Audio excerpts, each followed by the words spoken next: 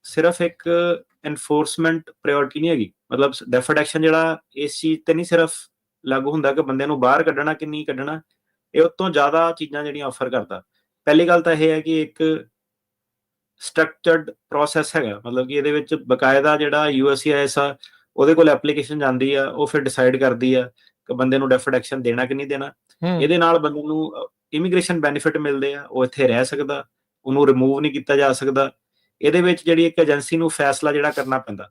ਸੋ ਮਤਲਬ ਉਹ ਇਹ ਕਹਿ ਰਹੇ ਆ ਕਿ ਤੁਸੀਂ ਜਿੱਦਾਂ ਕਹਿ ਰਹੇ ਆ ਕਿ ਤੁਹਾਡੀ ਮਰਜ਼ੀ ਆ ਕਿ ਨਹੀਂ ਮਰਜ਼ੀ ਆ, ਇਹ ਚੀਜ਼ ਨਹੀਂ ਬਣਦੀ ਇਹਦੇ ਵਿੱਚ, ਕਿਉਂਕਿ ਏਜੰਸੀ ਦੇ ਸਾਰੇ ਸਟੈਪ ਜਿਹੜੇ ਇਨਵੋਲਵ ਹੁੰਦੇ ਆ। ਇਹਦਾ ਮਤਲਬ ਇਹ ਹੈਗਾ ਕਿ ਜਿਹੜਾ APA ਦੇ ਥੱਲੇ ਨੂੰ ਰਿਵਿਊ ਜਿਹੜਾ ਕੀਤਾ ਜਾ ਸਕਦਾ, ਰੀਜੈਂਟਸ ਵਰਸਸ DHS, ਉਹ ਕਹਿੰਦੇ ਨੂੰ ਆਪਾਂ ਡਾਕਾ ਵਾਂਗੂ ਲੈਣਾ, ਉਹਦੇ ਵਿੱਚ ਵੀ ਸੇਮ ਜਿਹੜੀ ਚੀਜ਼ ਹੋਈ ਸੀ। ਓਕੇ, ਫਿਰ ਜੀ ਸਰਕਾਰ ਅਗਲੀ ਆਰਗੂਮੈਂਟ ਆਪਣੀ ਪੇਸ਼ ਕਰਦੀ ਆ ਕਿ ਇੱਕ immigration and nationality act the section ਹੈਗਾ 1252G, ਇਹਦੇ ਥੱਲੇ ਜਿਹੜਾ ਇਹ ਕਾਨੂੰਨ ਹੈਗਾ, ਇਹ ਸਰਕਾਰ ਨੂੰ ਪਾਵਰ ਦਿੰਦਾ ਕਿ ਜਦੋਂ ਉਹ ਕੋਈ ਵੀ ਆਪਣੀ ਰਿਮੂਵਲ ਪ੍ਰਾਇੋਰਟੀ, ਜਿੱਦਾਂ ਹੁਣ ਟਰੰਪ ਸਰਕਾਰ ਸੀਗੀ, ਇਹ ਰਿਮੂਵਲ ਪ੍ਰਾਇੋਰਟੀ ਕਿਹੜੇ ਲੋਕਾਂ ਨੇ ਨੂੰ ਬਾਹਰ ਭੇਜਣਾ, ਕਿੱਦਾਂ ਛਾਪੇਮਾਰੀ ਜਿਹੜੀ ਕਰਨੀ ਆ, ਉਹ ਚੀਜ਼ ਦੇ ਵਿੱਚ ਕੋਰਟ ਜਿਹੜੀ ਦਖਲਅੰਦਾਜ਼ੀ ਨਹੀਂ ਦੇ ਸਕਦੀ ਹੈਗੀ, ਜਿਹੜੀ ਵੀ ਚੀਜ਼ ਰਿਮੂਵਲ ਪ੍ਰਾਇੋਰਟੀ ਦੇ ਨਾਲ ਸੰਬੰਧ ਰੱਖਦੀ ਹੈ। ਠੀਕ ਹੈ।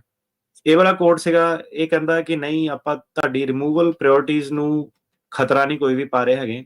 ਜਿਹੜਾ ਆਪਾਂ ਡੈਫਰਡ ਐਕਸ਼ਨ ਜਿਹੜਾ ਸੀਗਾ, ਇਹ ਕੋਈ ਏਦਾਂ ਦਾ ਫੈਸਲਾ ਨਹੀਂ ਹੈਗਾ ਜਿਹੜਾ ਕਿ ਰਿਮੂਵਲ ਕਿੱਦਾਂ ਸ਼ੁਰੂ ਹੋਣਾ ਜਾਂ ਕਿੱਦਾਂ ਖਤਮ ਕਰਨਾ ਉਹਦੇ ਨਾਲ ਸੰਬੰਧ ਹੈਗਾ। ਇਹ ਸਿਰਫ ਇਹ ਹੈਗਾ ਕਿ ਇਹਦੇ ਨਾਲ ਤੁਹਾਨੂੰ ਰਿਮੂਵਲ ਪ੍ਰੋਸੀਡਿੰਗ 'ਚ ਨਹੀਂ ਪਾਇਆ ਜਾ ਸਕਦਾ ਜਾਂ ਵਰਕ ਪਰਮਿਟ ਤੁਹਾਨੂੰ ਦਿੱਤੇ ਜਾਊਗੇ, ਸਿਰਫ ਇਹ ਇੰਨੀ ਚੀਜ਼ ਹੈਗੀ ਹੈ। ਇਹਦੇ ਵਿੱਚ ਆਪਾਂ ਤੁਹਾਡੀ ਕੋਈ ਜਿਹੜੀ ਰਿਮੂਵਲ ਦੀ ਜਿਹੜੀ ਪਾਵਰ ਹੈਗੀ, ਉਹਦੇ ਵਿੱਚ ਆਪਾਂ ਇੰਟਰਫੇਰੈਂਸ ਜਿਹੜੀ ਨਹੀਂ ਕਰ ਰਹੇ। ਸੋ ਕੋਰਟ ਨੇ ਉਹ ਵੀ ਉਹਨਾਂ ਦੀ ਆਰਗੂਮੈਂਟ ਰਿਜੈਕਟ ਕਰਤੀ ਕਿ ਆਪਾਂ ਬਕਾਇਦਾ ਇਹਦੇ ਵਿੱਚ ਜਿਹੜੀ ਸੀ ਇੰਟਰਫੇਰੈਂਸ ਜਿਹੜੀ ਕਰ ਸਕਦੇ ਹਾਂ। ਫਿਰ ਉਹਨਾਂ ਨੇ ਇੱਕ ਹੋਰ ਸੈਕਸ਼ਨ ਆਰਗੂ ਕੀਤਾ 1252F, ਉਹਦੇ ਥੱਲੇ ਕੀ ਆ ਕਿ ਉਹ ਕਹਿੰਦੇ ਆ ਕਿ ਸੁਪਰੀਮ ਕੋਰਟ ਨੇ ਵੀ ਫੈਸਲਾ ਕੀਤਾ ਕਿ ਤੁਸੀਂ ਕਲਾਸ ਵਾਈਡ ਜਿਹੜੀ ਇੰਜੰਕਸ਼ਨ ਜਿਹੜੀ ਨਹੀਂ ਦੇ ਰਹੇ ਆ, ਕਿਉਂਕਿ ਜਦੋਂ ਤੁਸੀਂ ਕਲਾਸ ਵਾਈਡ ਇੰਜੰਕਸ਼ਨ ਦਿੰਦੇ ਆ ਤੇ ਉਹਦੇ ਵਿੱਚ ਜਿਹੜਾ ਸੀਗਾ ਤੁਸੀਂ ਸਾਨੂੰ ਫੋਰਸ ਕਰ ਰਹੇ ਆ ਕਿ ਆਪਾਂ ਡੈਫਰਡ ਐਕਸ਼ਨ ਦਈਏ ਉਹਨਾਂ ਨੂੰ, ਵਰਕ ਪਰਮਿਟ ਉਹਨਾਂ ਦੇ ਪ੍ਰੋਸੈਸ ਕਰੀਏ, EAD ਦੀ ਡੈਡਲਾਈਨ ਆਪਾਂ ਕਿੰਨੀ ਦੇਰ 'ਚ ਉਹ ਵਰਕ ਪਰਮਿਟ ਆਪਾਂ ਦੇਣਾ, ਤੁਸੀਂ ਸਾਨੂੰ ਫੋਰਸ ਨਹੀਂ ਕਰ ਸਕਦੇ। ਕੋਰਟ ਉਹਨਾਂ ਦੇ ਨਾਲ ਅਗਰੀ ਕੀਤਾ, ਉਹ ਕਹਿੰਦੇ ਹਾਂਜੀ ਆਪਾਂ ਤੁਹਾਡੇ ਨਾਲ ਅਗਰੀ ਕਰਦੇ ਹਾਂ ਕਿ ਆਪਾਂ ਕਲਾਸ ਵਾਈਡ ਜਿਹੜੀ ਇੰਜੰਕਸ਼ਨ ਸੀਗੀ ਉਹ ਨਹੀਂ ਦੇ ਸਕਦੇ, ਨਾ ਹੀ ਆਪਾਂ ਤੁਹਾਨੂੰ ਇਹ ਫੋਰਸ ਕਰ ਸਕਦੇ ਹਾਂ ਕਿ ਵਰਕ ਪਰਮਿਟ ਕਿੰਨੀ ਦੇਰ 'ਚ ਤੁਸੀਂ ਇਸ਼ੂ ਕਰਨੇ ਆ ਜਾਂ ਇਹਨਾਂ ਨੂੰ ਛੇਤੀ ਤੋਂ ਛੇਤੀ ਦਿੱਤੇ ਜਾਣ। ਉਹ ਕਹਿੰਦੇ ਆਪਾਂ ਇੰਜੰਕਸ਼ਨ ਨਹੀਂ ਦੇ ਸਕਦੇ ਹੈਗੇ, ਪਰ ਆਪਾਂ ਸਟੇ ਜ਼ਰੂਰ ਲਾ ਸਕਦੇ ਜਿਹੜੀ ਤੁਹਾਡੀ ਪਾਲਿਸੀ ਹੈਗੀ ਹੈ, ਕਿ ਸਾਨੂੰ ਜਿਹੜੀ ਮਨਾਹੀ ਹੈਗੀ ਆ ਉਹ ਇੰਜੰਕਸ਼ਨ ਤੇ ਹੈਗੀ ਹੈ ਕਿ ਤੁਸੀਂ ਏਦਾਂ ਕਰੋ ਜਾਂ ਉਦਾਂ ਕਰੋ, ਪਰ ਤੁਹਾਡਾ ਜਿਹੜਾ ਸਾਰਾ ਜਿਹੜਾ ਰੂਲ ਹੀ ਸੀਗਾ, ਪਾਲਿਸੀ ਜਿਹੜੀ ਤੁਹਾਡੀ ਸੀਗੀ, ਤੁਸੀਂ ਹੁਣ ਜਿਹੜੀ ਉਹ ਇੱਕਦਮ ਚੇਂਜ ਕਰਤੀ ਆ। ਆਪਾਂ ਉੱਤੇ ਸਟੇ ਲਾ ਰਹੇ ਹਾਂ ਕਿ ਤੁਸੀਂ ਆਪਣੀ 2022 ਵਾਲੀ ਜਿਹੜੀ ਪਾਲਿਸੀ ਜਿਹੜੀ ਫੋਲੋ ਕਰੋ, ਤੇ ਇਹ ਕਲਾਸ ਸੈਕਸ਼ਨ ਦੇ ਥੱਲੇ ਨਹੀਂ ਆਉਂਦਾ। ਤੇ ਕੋਰਟ ਕਹਿੰਦੀ ਹੈ ਕਿ ਇਹਦੇ ਵਿੱਚ ਹੁਣ ਜਦੋਂ ਇਹ ਕਾਨੂੰਨ ਅੱਗੇ ਜਾਊਗਾ, ਸਟੇ ਦੇ ਵਾਸਤੇ ਕੀ ਕਰਨਾ ਹੁੰਦਾ, ਆਪਾਂ ਕਈ ਚੀਜ਼ਾਂ ਦਾ ਧਿਆਨ ਰੱਖਣਾ ਹੁੰਦਾ। ਉਹ ਕਹਿੰਦੇ ਆ ਕਿ ਇਹ ਸਾਰੀਆਂ ਜਿਹੜੀਆਂ ਰਿਕੁਆਇਰਮੈਂਟ ਸੀਗੀਆਂ ਉਹ ਮੀਟ ਹੋ ਜਾਂਦੀਆਂ, ਕਿਉਂਕਿ ਤੁਸੀਂ ਜਿਹੜੇ ਲੋਕਾਂ ਦੇ ਰਿਲਾਇੰਸ ਇੰਟਰਸਟ ਸੀਗੇ ਕਿ ਇੱਕ ਵਾਰੀ ਜਦੋਂ ਪਾਲਿਸੀ ਕੋਈ ਬਣ ਜਾਂਦੀ ਹੈ ਲੋਕੀ ਉਹ ਤੇ ਰਿਲਾਈ ਕਰਦੇ ਆ, ਉਹ ਡੈਫਰਡ ਐਕਸ਼ਨ ਕਰਕੇ, ਵਰਕ ਪਰਮਿਟ ਕਰਕੇ ਉਹ ਹੁਣ ਸਕੂਲਾਂ ਦੇ ਵਿੱਚ ਵੀ ਜਾਂਦੇ ਆ, ਨੌਕਰੀਆਂ ਵੀ ਕਰ ਰਹੇ ਆ, ਆਪਣੇ US ਸਿਟੀਜ਼ਨ ਦੇ ਜਿਹੜੇ ਫੈਮਿਲੀ ਮੈਂਬਰ ਆ ਉਹਨਾਂ ਦੀ ਵੀ ਦੇਖਭਾਲ ਕਰ ਰਹੇ ਆ, ਤੇ ਉਹਨਾਂ ਨੇ ਆਪਣੀਆਂ ਜਿਹੜੀਆਂ ਜ਼ਿੰਦਗੀਆਂ ਹੈਗੀਆਂ, ਇਹ ਜਿਹੜੀ ਲਾਫੁਲ ਐਕਟੀਵਿਟੀ ਹੈਗੀ ਕਿ ਵਰਕ ਪਰਮਿਟ ਉਹਨਾਂ ਨੂੰ ਮਿਲਣਾ, ਠੀਕ ਹੈ, ਇਹਦੇ ਆਲੇ ਦੁਆਲੇ ਉਹਨਾਂ ਨੇ ਆਪਣੀ ਸਟਰਕਚਰ ਕਰਤੀ ਆ, ਠੀਕ ਹੈ, ਕਿ ਉਹਨਾਂ ਕੋਲ ਵਰਕ ਪਰਮਿਟ ਸੀਗੇ। ਤੁਹਾਨੂੰ ਇਹ ਥੋੜੀ ਜਿਹੀ ਗੱਲ ਸੁਣ ਕੇ ਲੱਗ ਰਿਹਾ ਉਹੀ ਕਿ ਜਿੱਦਾਂ ਉਹ ਕਹਿੰਦੇ ਆ ਕਿ ਤੁਸੀਂ ਆਪਣੀ ਜਿਹੜੀ ਲਾਫੁਲ ਐਕਟੀਵਿਟੀ ਸੀ, ਜਿੱਦਾਂ ਬੰਦਾ ਟਰੱਕ ਚਲਾਉਂਦਾ, ਤੁਹਾਨੂੰ ਇੱਕ ਜਿਹੜਾ ਬੈਨੀਫਿਟ ਮਿਲਿਆ, ਤੁਸੀਂ ਉਹਦੇ ਦੁਆਲੇ ਸਟਰਕਚਰ ਕਰਤੀ, APA ਦੀ ਵਾਇਓਲੇਸ਼ਨ ਹੈਗੀ ਹੈ, ਠੀਕ ਹੈ ਜੀ। ਸੋ ਇਹ ਉਹਨਾਂ ਨੇ ਜਿਹੜੇ ਸੀਗੇ, ਠੀਕ ਆ, ਇਹ ਸੰਸਥਾਵਾਂ ਨੇ ਆਰਗਿਊ ਕੀਤਾ ਉੱਥੇ ਕਿ ਜਦੋਂ ਤੁਸੀਂ ਕੋਈ ਚੀਜ਼ ਜਿਹੜੀ ਦੇ ਦਿੱਤੀ ਆ, ਉਹਦੇ ਬੇਸ ਤੇ ਹੁਣ ਆਪਾਂ ਆਪਣੇ ਕੰਮ ਧੰਦੇ ਜਿਹੜੇ ਚਲਾ ਲਏ ਆ, ਤੇ ਉਹਦੇ ਵਿੱਚ ਜਿਹੜੇ US ਸਿਟੀਜ਼ਨ ਫੈਮਿਲੀ ਮੈਂਬਰ ਵੀ ਸੀਗੇ, ਜਵਾਕ ਵੀ ਸੀਗੇ, ਉਹਨਾਂ ਦੀ ਵੀ ਟੇਕ ਕੇਅਰ ਜਿਹੜੀ ਹੋ ਰਹੀ ਆ, ਤੇ ਤੁਸੀਂ ਇਹਨਾਂ ਨੂੰ ਇੰਨੀ ਛੇਤੀ ਜਿਹੜਾ ਵਾਪਸ ਨਹੀਂ ਲੈ ਸਕਦੇ ਹੈਗੇ, ਇਹ ਵਾਇਓਲੇਸ਼ਨ ਹੈਗੀ ਇਹਨਾਂ ਦੇ ਰਾਈਟਸ ਦੀ। ਫਿਰ ਉਹਨਾਂ ਨੇ ਦੂਜੀ ਆਰਗੂਮੈਂਟ ਕੀਤੀ ਕਿ ਰੀਜ਼ਨੇਬਲ ਆਲਟਰਨੇਟਿਵਸ ਕੀ ਹੋਣੇ ਚਾਹੀਦੇ ਸੀਗੇ, ਕਿ ਤੁਸੀਂ ਉਹਨਾਂ ਨੂੰ ਨਹੀਂ ਫੋਲੋ ਕੀਤਾ, ਤੁਸੀਂ ਸਿੱਧੇ ਜਿਹੜਾ ਸੀਗਾ ਇਹਨਾਂ ਦਾ ਵਰਕ ਪਰਮਿਟ ਖੋਲਿਆ, ਜਿੱਦਾਂ ਆਪਣੇ ਹੁਣ ਟਰੱਕਾਂ ਦੇ ਕੇਸ 'ਚ ਲਾਇਸੈਂਸ ਜਿਹੜੇ ਖੋਲੇ ਆ। ਹਾਂਜੀ, ਉਹ ਕਹਿੰਦੇ ਕਿ ਤੁਸੀਂ ਹੋਰ ਚੀਜ਼ਾਂ ਕਰ ਸਕਦੇ ਹੈਗੇ, ਤੁਸੀਂ ਹੋਰ ਵੈਟਿੰਗ ਕਰ ਸਕਦੇ ਹੈਗੇ, ਤੁਸੀਂ ਬਾਇਓਮੈਟ੍ਰਿਕ ਦੀ ਰਿਕੁਆਇਰਮੈਂਟ ਕਰ ਸਕਦੇ ਹੈਗੇ ਕਿ ਕਿਹਦਾ ਕ੍ਰਿਮੀਨਲ ਰਿਕਾਰਡ ਹੈਗਾ ਜਾਂ ਨਹੀਂ ਹੈਗਾ। ਤੁਸੀਂ ਉਹਨੂੰ ਪ੍ਰੋਗਰਾਮ ਨੂੰ ਮੋਡੀਫਾਈ ਕਰ ਸਕਦੇ ਸੀਗੇ, ਬਜਾਏ ਕਿ ਤੁਸੀਂ ਕੰਪਲੀਟ ਉਹਨੂੰ ਖਤਮ ਕਰ ਦਿਓ, ਠੀਕ ਹੈ। ਸੋ ਸੇਮ ਚੀਜ਼ ਜਦੋਂ ਸਿੱਧੇ ਧੱਕੇਸ਼ਾਹੀ ਹੁੰਦੀ ਆ ਕਲਾਸ ਸੈਕਸ਼ਨ ਦੇ ਵਿੱਚ, ਉਹ ਇਹੀ ਹੈਗਾ ਕਿ ਤੁਸੀਂ ਜਿਹੜੀ ਇਹ ਵੇਲੇ ਪ੍ਰੋਸੈਸ ਸੀਗੇ, ਪ੍ਰੋਸੀਜਰ ਸੀਗੇ, ਇਹ ਫੋਲੋ ਜਿਹੜੇ ਕੀਤੇ ਕਿ ਨਹੀਂ ਕੀਤੇ। ਫਿਰ ਉਹ ਕਹਿੰਦੇ ਆ ਕਿ ਨੋਟਿਸ ਤੇ ਕਮੈਂਟ ਜਿਹੜਾ ਇੱਕ ਸਟੈਂਡਰਡ ਇਹਨਾਂ ਦੀ ਪਾਲਿਸੀ ਹੈਗੀ ਹੈ ਕਿ USCIS ਨੇ ਨੋਟਿਸ ਦੇਣਾ ਹੁੰਦਾ, ਪਬਲਿਕ ਨੋਟਿਸ, ਫਿਰ ਕਮੈਂਟ ਲੈਣੇ ਹੁੰਦੇ ਆ ਲੋਕਾਂ ਦੇ, ਇਹ ਇੱਕ ਪ੍ਰੋਸੈਸ ਹੈਗਾ ਇੱਥੇ ਬਣਿਆ ਹੋਇਆ, ਤੁਸੀਂ ਇਹਨੂੰ ਫੋਲੋ ਨਹੀਂ ਕੀਤਾ। ਤੇ ਜਿਹੜੀ ਸਰਕਾਰ ਸੀਗੀ ਉਹ ਕਹਿੰਦੀ ਕਿ ਸਾਨੂੰ ਇਹ ਨੋਟਿਸ ਕਮੈਂਟ ਪੀਰੀਅਡ ਫੋਲੋ ਕਰਨ ਦੀ ਰਿਕੁਆਇਰਮੈਂਟ ਨਹੀਂ ਸੀਗੀ। ਕਿਉਂਕਿ ਹੈ। ਜਿਹੜਾ ਐਂਡ ਆਫ ਦਾ ਡੇ ਉਹ ਕਹਿੰਦੇ ਕਿ ਜਿਹੜਾ ਡੈਫੀਨੇਸ਼ਨ ਦੇਣਾ ਕਿ ਨਹੀਂ ਦੇਣਾ ਉਹ ਇੱਕ ਡਿਸਕ੍ਰੈਸ਼ਨਰੀ ਜਿਹੜੀ ਚੀਜ਼ ਹੈਗੀ ਹੈ। ਕੋਰਟ ਉਹਨਾਂ ਨਾਲ ਐਗਰੀ ਕਰਦਾ ਕਿ ਜਿਹੜਾ ਡੈਫਰਡ ਐਕਸ਼ਨ ਸੀਗਾ ਉਹਦੇ ਵਿੱਚ ਡੈਫਰਡ ਐਕਸ਼ਨ ਨੂੰ ਖਤਮ ਕਰਨ ਲਈ ਉਹਨਾਂ ਨੂੰ ਨੋਟਿਸ ਕਮੈਂਟ ਪੀਰੀਅਡ ਜਿਹੜਾ ਫੋਲੋ ਕਰਨ ਦੀ ਰਿਕੁਆਇਰਮੈਂਟ ਨਹੀਂ ਸੀਗੀ, ਪਰ ਜਿਹੜਾ ਵਰਕ ਪਰਮਿਟ ਜਿਹੜਾ ਸੀਗਾ ਉਹ ਇਹਨਾਂ ਦਾ 8 CFR ਜਿਹੜੀ ਧਾਰਾ ਫੈਡਰਲ ਰੈਗੂਲੇਸ਼ਨ ਦੇ ਥੱਲੇ ਆਂਦਾ ਬਾਈਂਡਿੰਗ ਰੈਗੂਲੇਸ਼ਨ ਜਿਹੜੀ ਹੈਗੀ ਆ, ਉਹਦੇ ਲਈ ਇਹਨਾਂ ਨੂੰ ਜਿਹੜਾ ਸੀਗਾ ਰੂਲ ਤੇ ਕਮੈਂਟ ਜਿਹੜਾ ਪੀਰੀਅਡ ਜਿਹੜਾ ਉਹ ਦੱਸਣਾ ਪੈਂਦਾ ਸੀਗਾ, ਨੋਟਿਸ ਤੇ ਕਮੈਂਟ ਪੀਰੀਅਡ ਦੇਣਾ ਜ਼ਰੂਰੀ ਸੀਗਾ, ਉਹਨੂੰ ਉਹ ਚੇਂਜ ਜਿਹੜਾ ਨਹੀਂ ਕਰ ਸਕਦੇ। ਤੇ ਇਹ ਸਾਰੀਆਂ ਚੀਜ਼ਾਂ ਜਿਹੜੀਆਂ ਉਹਨਾਂ ਨੇ ਫਿਰ ਮੱਦੇਨਜ਼ਰ ਰੱਖਦੇ ਹੋਏ ਇਹੀ ਕਿਹਾ ਕਿ ਪਬਲਿਕ ਦਾ ਕੋਈ ਵੀ ਇੰਟਰਸਟ ਨਹੀਂ ਸਰਵ ਹੁੰਦਾ ਕਿ ਜੇ ਸਰਕਾਰ ਇਹ ਪ੍ਰੋਗਰਾਮ ਨੂੰ ਸਿੱਧੇ ਬੰਦ ਕਰਦੀ ਆ ਤੇ ਇਹ ਜਿਹੜਾ ਸੀਗਾ 2022 ਦੀ ਪਾਲਿਸੀ ਨੂੰ ਵਾਪਸ ਰਿਸਟੋਰ ਕੀਤਾ ਜਾਵੇ। ਹੁਣ ਇਹਦਾ ਮਤਲਬ ਕੀ ਨਿਕਲਦਾ ਹੈਗਾ ਕਿ ਜਿਹਨਾਂ ਦੇ ਵਰਕ ਪਰਮਿਟ ਨਹੀਂ ਆਏ ਸੀ, ਜਿਹਨਾਂ ਦਾ ਸਿੱਜ ਜਿਹਨਾਂ ਦਾ ਗ੍ਰਾਂਟ ਹੋਇਆ, ਉਹ ਆਪਣੀ ਜਿਹੜੀ ਵਰਕ ਪਰਮਿਟ ਦੀ ਐਪਲੀਕੇਸ਼ਨ ਜਿਹੜੀ ਇੰਡੀਵਿਜੂਅਲ ਬੇਸਿਸ ਤੇ ਉਹ ਦੁਬਾਰਾ ਫਾਈਲ ਕਰ ਸਕਦੇ ਆ। ਡੈਫਰਡ ਐਕਸ਼ਨ ਦੀ ਆਪਾਂ ਜਿਹੜੀ ਮੰਗ ਕਰ ਸਕਦੇ ਆ, ਤੇ ਜਿਹਨਾਂ ਦੇ ਵੀ ਕੇਸ ਆਪਣੇ ਕੋ ਪਾਸ ਹੋਏ ਨੇ 360 ਵਾਲੇ, ਤੇ ਉਹ ਆਪਣਾ ਜਿਹੜਾ ਸੀਗਾ ਸਾਨੂੰ ਸੰਪਰਕ ਕਰਨ ਤੇ ਇਹਦੇ ਵਿੱਚ ਆਪਾਂ ਡੈਫਰਡ ਐਕਸ਼ਨ ਤੇ ਜਿਹੜਾ ਸੀਗਾ ਵਰਕ ਪਰਮਿਟ ਦੀ ਜਿਹੜੀ ਮੰਗ ਕਰਾਂਗੇ ਕਿ ਇਹਦੇ ਵਿੱਚ ਸਰਕਾਰ ਖੁਦ ਨੋਟਿਸ ਦੇ ਕੇ ਆਟੋਮੈਟਿਕਲੀ ਵੀ ਉਹਨੂੰ ਇਹ ਪ੍ਰੋਵਾਈਡ ਕਰ ਸਕਦੀ ਆ। ਪਰ ਇਹ ਹੁਣ ਆਪਾਂ ਦੇਖਾਂਗੇ ਕਿ ਇਧਰਲੇ ਪਾਸੇ ਨੂੰ ਚੀਜ਼ਾਂ ਜਾਂਦੀਆਂ ਕਿ ਆਪਾਂ ਉਹਨਾਂ ਦੀ ਵੇਟ ਕਰਨੀ ਆ, ਆਪਾਂ ਸਿੱਧੇ ਜਾ ਕੇ ਉਹਨਾਂ ਕੋਲ ਮੰਗ ਕਰਨੀ ਆ, ਤੇ ਜਿਹਨਾਂ ਦੇ ਵੀ ਕੇਸ ਆਪਣੇ ਕੋਲ ਗ੍ਰਾਂਟ ਹੋਏ ਨੇ ਉਹ ਸਾਨੂੰ ਜਿਹੜਾ ਸੀਗਾ ਇਹ ਚੜ੍ਹਦੇ ਹਫਤੇ ਫਿਰ ਕੰਟੈਕਟ ਕਰਨ ਤਾਂ ਕਿ ਆਪਾਂ ਜਿਹੜੀ ਅਗਲੀ ਕਾਰਵਾਈ ਕਰ ਸਕੀਏ। ਤੇ ਜਿਹਨਾਂ ਦੇ 360 ਆਣੇ ਆ ਪੈਂਡਿੰਗ ਹੈਗੇ ਆ ਉਹਨਾਂ ਲਈ ਖੁਸ਼ਖਬਰੀ ਹੈ ਕਿਉਂਕਿ ਟੈਂਪਰੇਰੀਲੀ ਇਹਨਾਂ ਨੇ ਅਲਾਉ ਕਰਤਾ, ਤੇ ਇਹਦੇ ਵਿੱਚ ਇਹ ਉਮੀਦ ਕਰਦੇ ਆ ਕਿ ਜਿਹੜੀ ਹੁਣ USCIS ਆ ਉਹ ਫੋਲੋ ਕਰੂਗੀ ਕੋਰਟ ਦੇ ਆਰਡਰ ਨੂੰ, ਠੀਕ ਹੈ, ਮਨਮਰਜ਼ੀ ਆਪਣੀ ਨਹੀਂ ਕਰੂਗੀ, ਪ੍ਰੋਸੈਸਿੰਗ ਕਰ ਦੂਗੀ। ਹਾਂਜੀ, ਇਹ ਚੀਜ਼ ਹੈ ਜੀ। ਤੇ ਜਿਹਨਾਂ ਦੇ ਕੇਸ ਪੈਂਡਿੰਗ ਆ ਉਹਨਾਂ ਦੇ ਵਿੱਚ ਇੱਕ ਇਹ ਚੀਜ਼ ਸੀਗੀ ਕਿ ਉਹਨਾਂ ਨੇ ਵਰਕ ਪਰਮਿਟ ਫਾਈਲ ਨਹੀਂ ਕੀਤੇ, ਕਿਉਂਕਿ ਜਦੋਂ ਕਾਨੂੰਨ ਬਦਲ ਜਾਂਦਾ ਕਈ ਵਾਰੀ ਬੰਦਾ ਉਹ ਛੋਟੀਆਂ ਚੀਜ਼ਾਂ 'ਚ ਪੈ ਜਾਂਦਾ ਕਿ ਯਾਰ ਆਹ ਚੀਜ਼ ਨਹੀਂ ਕਰਨੀ ਚਾਹੀਦੀ, ਆਹ ਐਕਸਟਰਾ ਸਟੈਪ ਹੈਗੇ ਆ। ਤੇ ਹੁਣ ਇਹ ਜਿਹੜੇ ਵਰਕ ਪਰਮਿਟ ਸੀਗੇ ਜਿਹਨਾਂ ਦੇ 360 ਪੈਂਡਿੰਗ ਆ ਪਰ ਉਹਨਾਂ ਨੇ ਵਰਕ ਪਰਮਿਟ ਆਪਣੇ ਫਾਈਲ ਨਹੀਂ ਕੀਤੇ ਸੀਗੇ, ਉਹਨਾਂ ਨੂੰ ਆਪਣੇ ਜਿਹੜੇ ਸੀਗੇ ਫਿਰ ਵਰਕ ਪਰਮਿਟ ਜਿਹੜੇ ਸੀਗੇ ਉਹ ਫਾਈਲ ਕਰ ਦੇਣੇ ਚਾਹੀਦੇ ਆ ਡੈਫਰਡ ਐਕਸ਼ਨ ਦੀ ਮੰਗ ਦੇ ਨਾਲ। ਇਹ ਸਰਕਾਰ ਨੇ ਕਿਹਾ ਵੀ ਇਹ ਜਿਹੜੇ ਫੈਸਲੇ ਦੇ ਉਲਟ ਉਤਲੀ ਅਦਾਲਤ ਵਿੱਚ ਆਬਵੀਅਸਲੀ ਇਹ ਜਾਣਗੇ, ਕਰਨਗੇ ਟਰਾਈ ਹੈ। ਸੋ ਸਟੇ ਦਾ ਮਤਲਬ ਇਹੀ ਹੁੰਦਾ ਕਿ ਟੈਂਪਰੇਰੀਲੀ ਉਹਨੂੰ ਫੋਲੋ ਨਹੀਂ ਕਰ ਸਕਦੇ। ਠੀਕ ਹੈ, ਸੋ ਉਨੀ ਦੇਰ ਲਈ ਰੁਕਿਆ ਪਿਆ ਹੈ। ਹਾਂਜੀ, ਜਦੋਂ ਇਹ ਉੱਤੇ ਜਾ ਕੇ ਜਾਂ ਤਾਂ ਉਹਨੂੰ ਤੋੜਦੇ ਆ ਇਹ ਤੇ ਜਾਂ ਕੇਸ ਦਾ ਜਿਹੜਾ ਫੈਸਲਾ ਹੁੰਦਾ, ਤੇ ਜ਼ਿਆਦਾਤਰ ਜਿਹੜੀ ਇਹਨਾਂ ਨੇ ਚੀਜ਼ ਦੱਸੀ ਆ ਉਹਦੇ ਵਿੱਚ ਮੈਨੂੰ ਨਹੀਂ ਲੱਗਦਾ ਕਿ ਇਹਨੂੰ ਟੈਂਪਰੇਰੀਲੀ ਜਿਹੜਾ ਮੈਜਰ ਹੈਗਾ ਇਹਨੂੰ ਕਿਸੇ ਨੇ ਇੰਨਾ ਚੈਲੰਜ ਕਰਨਾ, ਉਹਨਾਂ ਨੂੰ ਮਤਲਬ ਆਪਣਾ ਕੇਸ ਹੀ ਜਿਹੜਾ ਆਰਗਿਊ ਕਰਨਾ ਪੈਣਾ। ਤੇ ਡਾਕਾ ਵਾਲਾ ਵੀ ਸਾਨੂੰ ਪਤਾ ਹੈ ਨਾ, ਸੁਪਰੀਮ ਕੋਰਟ ਦੇ ਕਈ ਗੇੜੇ ਉਹਨਾਂ ਨੇ ਕੱਢੇ ਸੀਗੇ ਐਂਡ ਆਫ ਦਾ ਡੇ ਜਦੋਂ ਜਵਾਕਾਂ ਨੂੰ ਵਰਕ ਪਰਮਿਟ ਮਿਲਦੇ ਆ, ਤੇ ਜ਼ਿਆਦਾਤਰ ਜਿਹੜੇ ਕੋਰਟਸ ਹੈਗੇ ਨੇ ਉਹ ਉਹਨਾਂ ਦੇ ਫੇਵਰ 'ਚ ਜਿਹੜਾ ਲੀਨ ਕਰਦੇ ਆ। ਠੀਕ ਹੈ ਜੀ, ਹਾਂ ਠੀਕ ਹੈ ਜੀ ਜੀ। ਇਹਦੇ ਵਿੱਚ ਹੁਣ ਆਪਾਂ ਅੱਗੇ ਵਧਦੇ ਹਾਂ। ਸੋ ਜੇ ਇਹਨੂੰ ਕੱਟ ਸ਼ਾਰਟ ਦੱਸਣਾ ਹੋਵੇ ਵੀ ਸਿੱਜ ਵਾਲਿਆਂ ਦੇ ਜਿਨ੍ਹਾਂ ਦਾ ਡੈਫਰਡ ਐਕਸ਼ਨ ਨਹੀਂ ਸੀ ਆ ਰਹੇ ਉਹ ਹੁਣ ਪ੍ਰੋਸੈਸਿੰਗ ਸ਼ੁਰੂ ਹੋ ਜਾਊਗੀ। ਹਾਂਜੀ, ਉਹ ਕਹਿੰਦੇ ਆ ਕਿ ਜਿਹਨਾਂ ਦੇ ਵੀ ਅਪਰੂਵ ਕਰਨੇ ਆ ਉਹਨੂੰ ਡੈਫਰਡ ਐਕਸ਼ਨ ਦੇ ਨਾਲ ਅਪਰੂਵ ਕਰੋ, ਤੇ ਆਫ ਕੋਰਸ ਜਿਹੜੀ ਇਮੀਗ੍ਰੇਸ਼ਨ ਉਹ ਕੇਸ ਬਾय ਕੇਸ ਜਿਹੜਾ ਡਿਨਾਈ ਵੀ ਕਰ ਸਕਦੀ ਆ, ਪਰ ਜਿਹੜੀ ਬਲੈਂਕੇਟ ਉਹਨਾਂ ਦੀ ਪਾਲਿਸੀ ਸੀਗੀ ਕਿ ਡੈਫਰਡ ਐਕਸ਼ਨ ਨਹੀਂ ਦੇਣੇ ਆ ਜਾਂ ਵਰਕ ਪਰਮਿਟ ਲਈ ਐਲੀਜੀਬਲ ਨਹੀਂ ਹੈਗੇ, ਉਹ ਜਿਹੜੀ ਉਹ ਕਹਿੰਦੇ ਆ 2022 ਵਾਲੀ ਪਾਲਿਸੀ ਫੋਲੋ ਕਰੋ ਜਿਹਦੇ ਵਿੱਚ ਡੈਫਰਡ ਐਕਸ਼ਨ ਵੀ ਸੀਗਾ ਤੇ ਵਰਕ ਪਰਮਿਟ ਵੀ ਜਿਹੜੇ ਸੀਗੇ ਉਹ ਇਸ਼ੂ ਹੁੰਦੇ ਸੀ ਦੋਨੋਂ ਚੀਜ਼ਾਂ ਜਿਹੜੀਆਂ ਉਸ ਦੇ ਵਿੱਚ ਜੀ। ਸੋ ਕਾਫੀ ਤੁਸੀਂ ਕਹਿ ਲਓ ਕਿ ਵੱਡੀ ਖਬਰ ਹੈ ਕਿ ਜਿਹੜਾ ਰਾਹ ਸੀਗਾ ਉਹ ਬੰਦ ਕਰਤਾ ਸੀਗਾ ਇਹਨਾਂ ਨੇ, ਤੇ ਟੈਂਪਰੇਰੀਲੀ, ਸੋ ਇਹ ਟੈਂਪਰੇਰੀ ਹੈ, ਪਰਮਾਨੈਂਟ ਨਹੀਂ ਹੈਗਾ। ਇਹਦੇ ਵਿੱਚ ਤੁਸੀਂ ਦੇਖੋਗੇ ਕਿ ਖਬਰਾਂ ਵਾਪਸ ਇਹ ਪੋਜੀਸ਼ਨ ਵਗੈਰਾ ਜਿਹੜੀ ਰਿਵਰਸ ਹੋਣੀ ਆ, ਪਰ ਇਹ ਹੈ ਕਿ ਜਿਹੜੇ ਲੋਕੀ ਹਰੇਕ ਚੀਜ਼ ਉਹੀ ਹੈ ਕਿ ਜਦੋਂ ਬੈਨੀਫਿਟ ਮਿਲਦਾ ਹੁੰਦਾ ਉਦੋਂ ਲੈ ਲਓ। ਹਾਂਜੀ, ਮੌਕਾ ਆਇਆ ਵੀ ਹੁਣ ਬਾਅਦ ਫਿਰ ਢਿੱਲੇ ਨਾ ਪਿਓ, ਤੇ ਹੁਣ ਜਿਹੜੇ ਸਿੱਜ ਦੇ ਅੰਡਰ ਸੀਗੇ, ਦੇਖ ਰਹੇ ਸੀਗੇ, ਕਰ ਰਹੇ ਸੀਗੇ, ਆਪੋ ਆਪਣੇ ਵਕੀਲਾਂ ਨਾਲ ਜਿਹੜਾ ਉਹ ਕੰਟੈਕਟ ਤੁਰੰਤ ਜਿਹੜਾ ਉਹ ਕੀਤਾ ਜਾਵੇ।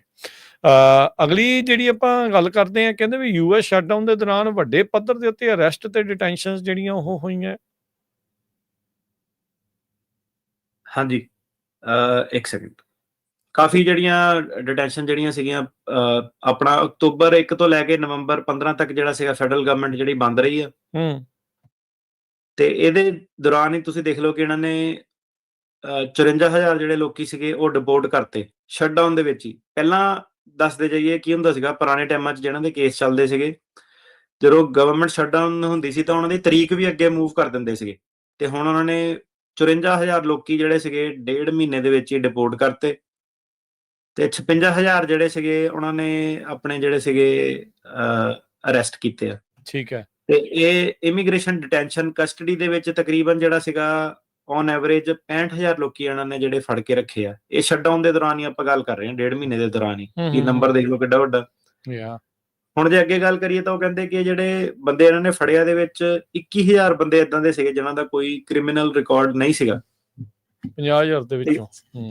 ਹਾਂਜੀ, ਤੇ ਇਹ ਆਪਰੇਸ਼ਨ ਭਾਵੇਂ ਜਿਹੜਾ ਫੈਡਰਲ ਵਰਕਰ ਫਰਲੋ ਹੋਏ ਆ ਬਾਕੀ ਡਿਪਾਰਟਮੈਂਟਾਂ 'ਚ, ਉਹਨਾਂ ਨੂੰ ਸੈਲਰੀਆਂ ਨਹੀਂ ਮਿਲੀਆਂ, ਉਹਦੇ ਬਾਵਜੂਦ ਵੀ, ਕਿਉਂਕਿ ਤਨਖਾਹ ਮਿਲ ਨਹੀਂ ਸਕਦੀ, ਉਹਦੇ ਬਾਵਜੂਦ ਵੀ ਜਿਹੜਾ ਸੀਗਾ ਇਹ ਮਹਿਕਮਾ ਜਿਹੜਾ ਚੱਲਦਾ ਰਿਹਾ। ਇਹਦੇ ਵਿੱਚ ਨਾ ਸਿਰਫ ਇਹਨਾਂ ਨੇ ਇਹ ਫੜੇ ਆ, ਇਹਦੇ ਵਿੱਚ ਇਹਨਾਂ ਨੇ ਜਿਹੜੀ ਲੋਕਲ ਲਾਅ ਇਨਫੋਰਸਮੈਂਟ ਸੀਗੀ, ਪੁਲਿਸ ਵਗੈਰਾ ਜਿਹੜੇ ਸੀਗੇ, ਉਹਨਾਂ ਨਾਲ ਵੀ ਕੋਆਪਰੇਸ਼ਨ ਆਪਣੀ ਕੀਤੀ। ਬਾਰਡਰ ਪੈਟਰੋਲ ਵਾਲੇ ਜਿਹੜੇ ਏਜੰਟ ਸੀਗੇ ਉਹਨੂੰ LA, ਸ਼ਿਕਾਗੋ, ਸ਼ਾਰਲਟ ਇਹਨਾਂ ਦੇ ਵਿੱਚ ਵੀ ਭੇਜਿਆ, ਜਿਹੜੀ ਪਹਿਲਾਂ ਚੀਜ਼ ਇਦਾਂ ਦੀ ਕਦੀ ਨਹੀਂ ਹੁੰਦੀ ਸੀ। ਬਾਰਡਰ ਪੈਟਰੋਲ ਵਾਲਿਆਂ ਨੂੰ ਵੀ ਇਹਨਾਂ ਨੇ ਜਿਹੜਾ ਸੀਗਾ ਮੋਬਿਲਾਈਜ਼ ਜਿਹੜਾ ਕੀਤਾ। ਜਸਟੀਫਿਕੇਸ਼ਨ ਇਹਨਾਂ ਨੇ ਇਹ ਦਿੱਤੀ ਕਿ ਆਪਾਂ ਵਾਇਲੈਂਟ ਕ੍ਰਿਮੀਨਲ ਨੂੰ ਟਾਰਗੇਟ ਕਰਨਾ, ਤੇ ਪਰ ਜਦੋਂ ਨੰਬਰ ਸਾਹਮਣੇ ਆਏ ਉਹਦੇ ਵਿੱਚ 21,000 ਤਾਂ ਇਦਾਂ ਦੇ ਸੀਗੇ ਜਿਹਨਾਂ ਦਾ ਕੋਈ ਵੀ ਰਿਕਾਰਡ ਨਹੀਂ ਸੀਗਾ ਵਾਇਲੈਂਟ, ਤਾਂ ਚਲੋ ਦੂਰ ਦੀ ਗੱਲ ਆ। ਉਹ ਵਾਲਾ ਮਸਲਾ ਜਿਹੜਾ ਪੈ ਗਿਆ। ਹੁਣ ਇਹਦੇ ਵਿੱਚ ਹੁਣ ਜਿਹੜਾ ਰੌਲਾ ਇਸ ਚੀਜ਼ ਦਾ ਕਿ ਉਹ ਕਹਿੰਦੇ ਕਿ ਇਹ ਇੱਕ ਜਿਹੜੇ ਹਿਸਾਬ ਨਾਲ ਇਹਨਾਂ ਨੇ ਇੰਨੀ ਪ੍ਰਾਇੋਰਟੀ ਤੇ ਰੱਖਿਆ ਰਿਮੂਵਲ ਨੂੰ, ਕਿ ਸਰਕਾਰ ਵੀ ਬੰਦ ਹੋ ਗਈ, ਤੁਹਾਡੇ ਮੈਡੀਕਲ ਡਿਪਾਰਟਮੈਂਟ, ਖਾਣ ਨਿਊਟ੍ਰੀਸ਼ਨ ਦੇ ਪ੍ਰੋਗਰਾਮ, ਲੋਕਾਂ ਦੇ ਫੂਡ ਸਟੈਂਪ ਵਾਲੇ ਪ੍ਰੋਗਰਾਮ, ਉਹ ਸਾਰੇ ਤੁਸੀਂ ਬੰਦ ਕਰਤੇ, ਪਰ ਤੁਸੀਂ ਜਿਹੜੀ ਡਿਪੋਰਟੇਸ਼ਨ ਸੀਗੀ ਉਹ ਜਿਹੜੀ ਆਪਣੀ ਜਾਰੀ ਰੱਖੀ ਆ। ਡਿਊ ਪ੍ਰੋਸੈਸ ਦੀ ਗੱਲ ਆ ਜਾਂਦੀ ਆ, ਤੇ ਜੇਲ੍ਹਾਂ ਦੇ ਵਿੱਚ ਕੰਡੀਸ਼ਨਸ ਦੀ ਗੱਲ ਆ ਜਾਂਦੀ ਹੈ। ਸ਼ਿਕਾਗੋ ਵਾਲੇ ਕੋਰਟ ਨੇ ਤਾਂ ਇਹ ਵੀ ਕਿਹਾ ਸੀਗਾ ਕਿ ਇੰਨੇ ਕੁ ਜ਼ਿਆਦਾ ਲੋਕੀ ਭਰਤੇ ਆ ਤੇ ਉਹਨਾਂ ਨੂੰ ਰਿਲੀਜ਼ ਕੀਤਾ ਜਾਵੇ, ਬੌਂਡ ਦਿੱਤਾ ਜਾਵੇ, ਕਿਉਂਕਿ ਜਿਹੜੇ ਬਾਥਰੂਮ ਵਗੈਰਾ ਸੀਗੇ ਉਹੀ ਪ੍ਰੋਪਰ ਉੱਥੇ ਕੰਡੀਸ਼ਨਸ ਨਹੀਂ ਸੀਗੀਆਂ, ਕਿਉਂ ਲੋਕੀ ਜ਼ਿਆਦਾ ਸੀਗੇ ਤੇ ਢਾਂਚਾ ਜਿਹੜਾ ਸੀਗਾ ਜੇਲ੍ਹਾਂ ਦਾ ਇੰਨਾ ਸੀਗਾ ਨਹੀਂ, ਉਹਦੇ ਕਰਕੇ ਵੀ ਉਹਨਾਂ ਨੂੰ ਲੋਕੀ ਜਿਹੜੇ ਛੱਡਣੇ ਪਏ ਆ ਕਿ ਕੋਈ ਹੋਰ ਡਿਜ਼ੀਜ਼ ਵਗੈਰਾ ਨਾ ਜਿਹੜੀ ਫੈਲ ਜਾਵੇ। ਤੇ ਇਹਦਾ ਮਤਲਬ ਇਹ ਵੀ ਸੀਗਾ ਕਿ ਸਰਕਾਰ ਭਾਵੇਂ ਬੰਦ ਆ ਸਾਰਾ, ਤੇ ਹੁਣ ਗੱਲ ਕਰੀਏ ਲਾਇਰਸ ਦੀ ਤੇ ਲਾਅ ਫਰਮਸ ਦੀ, ਠੀਕ ਹੈ, ਉਹ ਹੁਣ ਇਸ ਵੇਲੇ ਜਿਹੜੀ ਸਥਿਤੀ ਬਣ ਜਾਂਦੀ ਆ, ਉਹ 7 ਦਿਨ ਜਿਹੜਾ ਕੰਮ ਕਰਨ ਵਾਲਾ ਹਿਸਾਬ ਕਿਤਾਬ ਹੋਇਆ ਪਿਆ, ਕਿਉਂਕਿ ਜਿਹੜੇ 3 ਸਾਲ 'ਚ ਕੇਸ ਆਣੇ ਸੀਗੇ ਉਹ ਕਹਿੰਦੇ ਆ ਕਿ 2 ਸਾਲ ਦੇ ਵਿੱਚ ਹੀ ਪ੍ਰੋਸੈਸ ਕਰੋ। ਮਤਲਬ ਇਨਫਰਾਸਟ੍ਰਕਚਰ ਸਾਰੇ ਤੇ ਜਿਹੜਾ ਜ਼ੋਰ ਜਿਹੜਾ ਪੈਂਦਾ, ਕਿਉਂਕਿ ਹੁਣ ਇੱਕਦਮ ਹੀ ਜਦੋਂ ਬੰਦੇ ਨੂੰ ਫੜ ਲੈਂਦੇ, ਉਹੀ ਜਿਹੜਾ ਕੰਮ ਬਾਹਰ ਰਹਿ ਕੇ ਆਰਾਮ ਨਾਲ ਹੋਣਾ ਸੀਗਾ ਉਹ ਬੰਦੇ ਨੂੰ ਜਿਹੜਾ ਸੀਗਾ ਕਈ ਵਾਰੀ 10-15 ਦਿਨਾਂ 'ਚ ਜਿਹੜਾ ਕਰਨਾ ਪੈ ਜਾਂਦਾ। ਸੋ ਉਹ ਵੀ ਜਿਹੜੀ ਕਾਫੀ ਪ੍ਰੋਬਲਮ ਜਿਹੜੀ ਇੱਕ ਲਾਅ ਫਰਮ ਨੂੰ ਜਿਹੜੀ ਆ ਰਹੀ ਆ। ਇਹਦੇ ਵਿੱਚ ਨਾਲ ਨਾਲ ਕੀ ਹੋ ਰਿਹਾ ਕਿ ਹੁਣ ਕਈ ਲੋਕੀ ਤਾਂ ਆਪਣਾ ਕੰਮ ਜਿਹੜਾ ਸੀਗਾ ਉਹ ਕੇਸ ਦੇ ਵੱਲ ਬਿਲਕੁਲ ਧਿਆਨ ਨਾਲ, ਮਿਹਨਤ ਨਾਲ ਕਰਨਾ ਚਾਹੁੰਦੇ ਆ। ਆਪਾਂ ਇੱਕ ਨਵੀਂ ਚੀਜ਼ ਜਿਹੜੀ ਇਹਦੇ ਵਿੱਚ ਦੇਖ ਰਹੇ ਹਾਂ ਕਿ ਏਦਾਂ ਦੇ ਵੀ ਲੋਕ ਜਿਹੜੇ ਹੈਗੇ ਆ ਉਹ ਕੰਮ ਜਿਹੜਾ ਨਹੀਂ ਕਰਨਾ ਚਾਹੁੰਦੇ ਹੈਗੇ ਕੇਸ ਦੇ ਉੱਤੇ ਆਪਣੇ ਜ਼ਿੰਮੇਵਾਰੀ ਨਾਲ ਜਾਂ ਧਿਆਨ ਨਾਲ। ਅੱਛਾ, ਇਹ ਵੀ ਹੈ, ਠੀਕ ਹੈ। ਇਹ ਮਤਲਬ ਸੱਚਾਈ ਹੈਗੀ ਹੈ, ਹਰੇਕ ਲਾਅ ਆਫਿਸ ਤੁਹਾਨੂੰ ਦੱਸ ਦਊਗਾ, ਜਿਹੜੇ ਕਿ ਡੈਡਲਾਈਨਸ ਫੋਲੋ ਨਹੀਂ ਕਰਨਾ ਚਾਹੁੰਦੇ, ਪੈਰਾਲੀਗਲਾਂ ਨੂੰ ਵਿੱਚ ਪਾ ਕੇ ਖੜੇ ਪੈਰ ਲਾਸਟ ਮਿੰਟ ਤੇ ਕਿ ਨਹੀਂ ਮੈਂ ਕੋਰਟ ਬਦਲ ਲੈਣਾ, ਜਾਂ ਝੂਠੀ ਜਿਹੜੀ ਮੈਡੀਕਲ ਡਾਕੂਮੈਂਟੇਸ਼ਨ ਕੀ ਤਬੀਅਤ ਖਰਾਬ ਹੋ ਗਈ ਜਾਂ ਕਿਸੇ ਨੂੰ ਕੁਝ ਹੋ ਗਿਆ ਕਿ ਮੇਰਾ ਕੇਸ ਅੱਗੇ ਵਧਾਇਆ ਜਾਵੇ ਜੀ। ਤੇ ਉਹਦੇ ਵਿੱਚ ਆਪਾਂ ਦੇਖ ਰਹੇ ਹਾਂ ਕਿ ਕੋਰਟਸ ਨੇ ਇਹ ਚੀਜ਼ ਆਇਡੈਂਟੀਫਾਈ ਜਿਹੜੀ ਕਰਨੀ ਸ਼ੁਰੂ ਕਰਤੀ ਹੈ, ਤੇ ਉਹ ਅਫਰੰਟ ਹੀ ਕਹਿ ਰਹੇ ਕਿ ਇਹ ਫਰਾਡੂਲੈਂਟ ਐਕਟੀਵਿਟੀ ਹੈ, ਕਿ ਖੜੇ ਪੈਰ ਲਾਸਟ ਮਹੀਨੇ ਕਿੱਦਾਂ ਮਤਲਬ ਕਿ ਐਡਰੈਸ ਚੇਂਜ ਹੋ ਗਏ ਆ ਉਹ। ਤੇ ਉਹਦੇ ਵਿੱਚ ਸਾਰੇ ਵੀਰਾਂ ਨੂੰ ਜਿਹੜੀ ਬੇਨਤੀ ਆ ਕਿ ਉਹ ਵਾਲੇ ਚੱਕਾਂ 'ਚ ਪਲੀਜ਼ ਨਾ ਪਿਓ, ਕਿਉਂਕਿ ਕੋਰਟਸ ਨੂੰ ਜਿਹੜੇ, ਕਿਉਂਕਿ ਦੇਖੋ ਲੈ ਦੇ ਕੇ ਇੱਕ ਕੋਰਟ ਦੇ ਵਿੱਚ ਕਾਫੀ ਪੰਜਾਬੀਆਂ ਦੇ ਕੇਸ ਜਿਹੜੇ ਹੁੰਦੇ ਆ ਉਹ ਸੇਮ ਲੈਂਗੁਏਜ, ਤੇ ਪੈਰਾਲੀਗਲ ਵੀ ਜਿਹੜੇ ਅੱਗੋਂ ਕੀ ਕਰਦੇ ਆ ਕਿ ਜਿੱਦਾਂ ਹੁਣ ਵਕੀਲ ਦੇ ਕੋਲੋਂ ਕੇਸ ਲੱਗਾ ਨਾ, ਵਿੱਚ ਆਪਣੀ ਅਨਆਥੋਰਾਈਜ਼ਡ ਜਿਹੜੀ ਐਪਲੀਕੇਸ਼ਨ ਪਾ ਦਿੰਦੇ ਆ ਬੰਦੇ ਵੱਲੋਂ। ਉਹਦੇ ਵਿੱਚ ਆਪਾਂ ਕੀ ਦੇਖ ਰਹੇ ਹਾਂ ਕਿ ਪੈਰਾਲੀਗਲ ਐਂਡ ਦੇ ਵਿੱਚ ਉਹਨਾਂ ਦੇ ਨਾ ਢਾਂਚੇ ਜਿਹੜੇ ਪੂਰੇ ਰਲੇ ਹੋਏ ਆ, ਪੂਰੇ ਢਾਂਚੇ ਜਿੱਦਾਂ ਮਿਲੇ ਹੋਏ ਆ, ਉਹ ਬੰਦੇ ਦੇ ਕੇਸ ਦੇ ਵਿੱਚ ਆਪਣਾ ਬਿਨਾਂ ਨਾਮ ਲਿਖੇ ਹੋਏ ਲੱਤ ਜਿਹੜੀ ਫਸਾ ਦਿੰਦੇ ਆ, ਤੇ ਉਹ ਐਪਲੀਕੇਸ਼ਨ ਨੂੰ ਏਦਾਂ ਬਣਾ ਕੇ ਪੇਸ਼ ਕਰਦੇ ਆ ਜਿੱਦਾਂ ਬੰਦੇ ਨੇ ਖੁਦ ਹੀ ਕੀਤੀ ਹੁੰਦੀ ਆ। ਉਹਦੇ ਵਿੱਚ ਹੁਣ ਕੀ ਹੈ ਕਿ ਚੈਟ GPT ਜਿਹੜਾ ਹੈਗਾ ਉਹ ਇੱਕ ਤੁਸੀਂ ਕਹਿ ਲਓ ਕਿ ਇੱਕ ਹੈ ਤੇ ਉਹ ਟੂਲ ਹੀ ਆ, ਪਰ ਉਹ ਬੜੀ ਮੂਰਖਤਾ ਨਾਲ ਜਿਹੜਾ ਵਰਤਿਆ ਜਿਹੜਾ ਜਾ ਰਿਹਾ। ਉਹਦੇ ਵਿੱਚ ਆਪਾਂ ਵੇਖ ਰਹੇ ਹਾਂ ਕਿ ਕਿਸੇ ਨੂੰ ਮਤਲਬ ਕਿ ਕੰਪਿਊਟਰ ਚਲਾਉਣਾ ਆਉਂਦਾ, ਕੋਈ ਸੱਜਣ ਮਿੱਤਰ ਨੂੰ, ਉਹ ਉਹਨਾਂ ਨੂੰ ਐਂ ਲੱਗਦਾ ਕਿ ਇਹਦੇ ਵਿੱਚ ਜੋ ਪਾਇਆ ਨੇ ਸਾਰਾ ਕੁਝ ਸਾਨੂੰ ਸਹੀ ਬਣਾ ਕੇ ਜਿਹੜਾ ਦੱਸ ਦੇਣਾ। ਕਿਉਂਕਿ ਇਹ ਜਿਹੜੀ ਟੈਕਨੋਲੋਜੀ ਹੈਗੀ ਨਾ ਬੜੀ ਅਜੇ ਪ੍ਰੀਲਿਮਿਨਰੀ ਸਟੇਜਸ ਤੇ ਹੈਗੀ ਆ, ਇਹ ਕੋਈ ਏਦਾਂ ਨਹੀਂ ਹੈਗਾ ਕਿ ਇਹਨੇ ਤੁਹਾਡੀਆਂ ਸਮੱਸਿਆਵਾਂ ਹੱਲ ਕਰ ਦੇਣੀਆਂ। ਉਹਨੂੰ ਵੇਖ ਕੇ ਪੜ੍ਹ ਕੇ ਏਦਾਂ ਦਾ ਲੱਗਦਾ, ਪਰ ਉਹਦੇ ਵਿੱਚੋਂ ਦੀ ਪਤਾ ਲੱਗ ਜਾਂਦਾ ਕਿ ਇਹ ਕਿਹੜੀ ਚੀਜ਼ ਜਿਹੜੀ AI ਜਨਰੇਟਡ ਜਿਹੜੀ ਹੈਗੀ ਆ। ਉਹ ਹੁਣ ਨਵੀਂ ਸਮੱਸਿਆ ਇਹ ਆ ਰਹੀ ਹੈ ਕਿ ਉਹ ਜੱਜਾਂ ਨੇ ਢਾਂਚੇ ਜਿਹੜੇ ਮੈਪ ਆਊਟ ਕਰਨੇ ਸ਼ੁਰੂ ਕਰ ਦਿੱਤੇ, ਕਿਉਂਕਿ ਉਹ ਦੁਬਾਰਾ ਵਕੀਲ ਤੋਂ ਆ ਕੇ ਪੁੱਛਦੇ ਆ ਕਿ ਇਹ ਐਪਲੀਕੇਸ਼ਨ ਕਿੰਨੇ ਪਾਈ ਆ, ਇਹ ਏਦਾਂ ਕਹਿ ਰਿਹਾ, ਤੇ ਵਕੀਲ ਆਪਣੇ ਡਾਕੂਮੈਂਟ ਪੇਸ਼ ਕਰ ਰਿਹਾ। ਸੋ ਦੋਨੋਂ ਚੀਜ਼ਾਂ ਆਪਸ 'ਚ ਜਿਹੜੀਆਂ ਕਨਫਲਿਕਟ ਹੋ ਜਾਂਦੀਆਂ। ਤੇ ਇਹਦੇ ਵਿੱਚ ਮੇਰੇ ਖਿਆਲ ਨਾਲ ਚੀਜ਼ ਇਹ ਹੈ ਕਿ ਲੋਕੀ ਕਾਫੀ ਜਿਹੜੇ ਡੈਸਪਰੇਟ ਟੈਨਸ਼ਨ ਵਾਲੀ ਕੰਡੀਸ਼ਨ 'ਚ ਹੁੰਦੇ ਆ, ਉਹਨਾਂ ਨੂੰ ਕਈ ਵਾਰੀ ਲੱਗਦਾ ਕਿ ਪੈਰਾਲੀਗਲਾਂ ਨੇ ਹੱਲ ਜਿਹੜਾ ਦੇ ਦੇਣਾ ਤੇ ਜ਼ਿਆਦਾਤਰ ਜਿਹੜਾ ਏਦਾਂ ਹੁੰਦਾ ਕਿ 4-5 ਸੱਜਣ ਮਿੱਤਰਾਂ ਨੇ ਵੋਟ ਪਾਤੀ ਕਿ ਨਹੀਂ ਵਕੀਲ ਗਲਤ ਕਰ ਰਿਹਾ, ਪੈਰਾਲੀਗਲ ਸਹੀ ਹੈ, ਉਹਨਾਂ ਨੇ ਜਾਣਾ ਪੈਰਾਲੀਗਲ ਦੇ ਨਾਲ ਹੀ ਹੈ।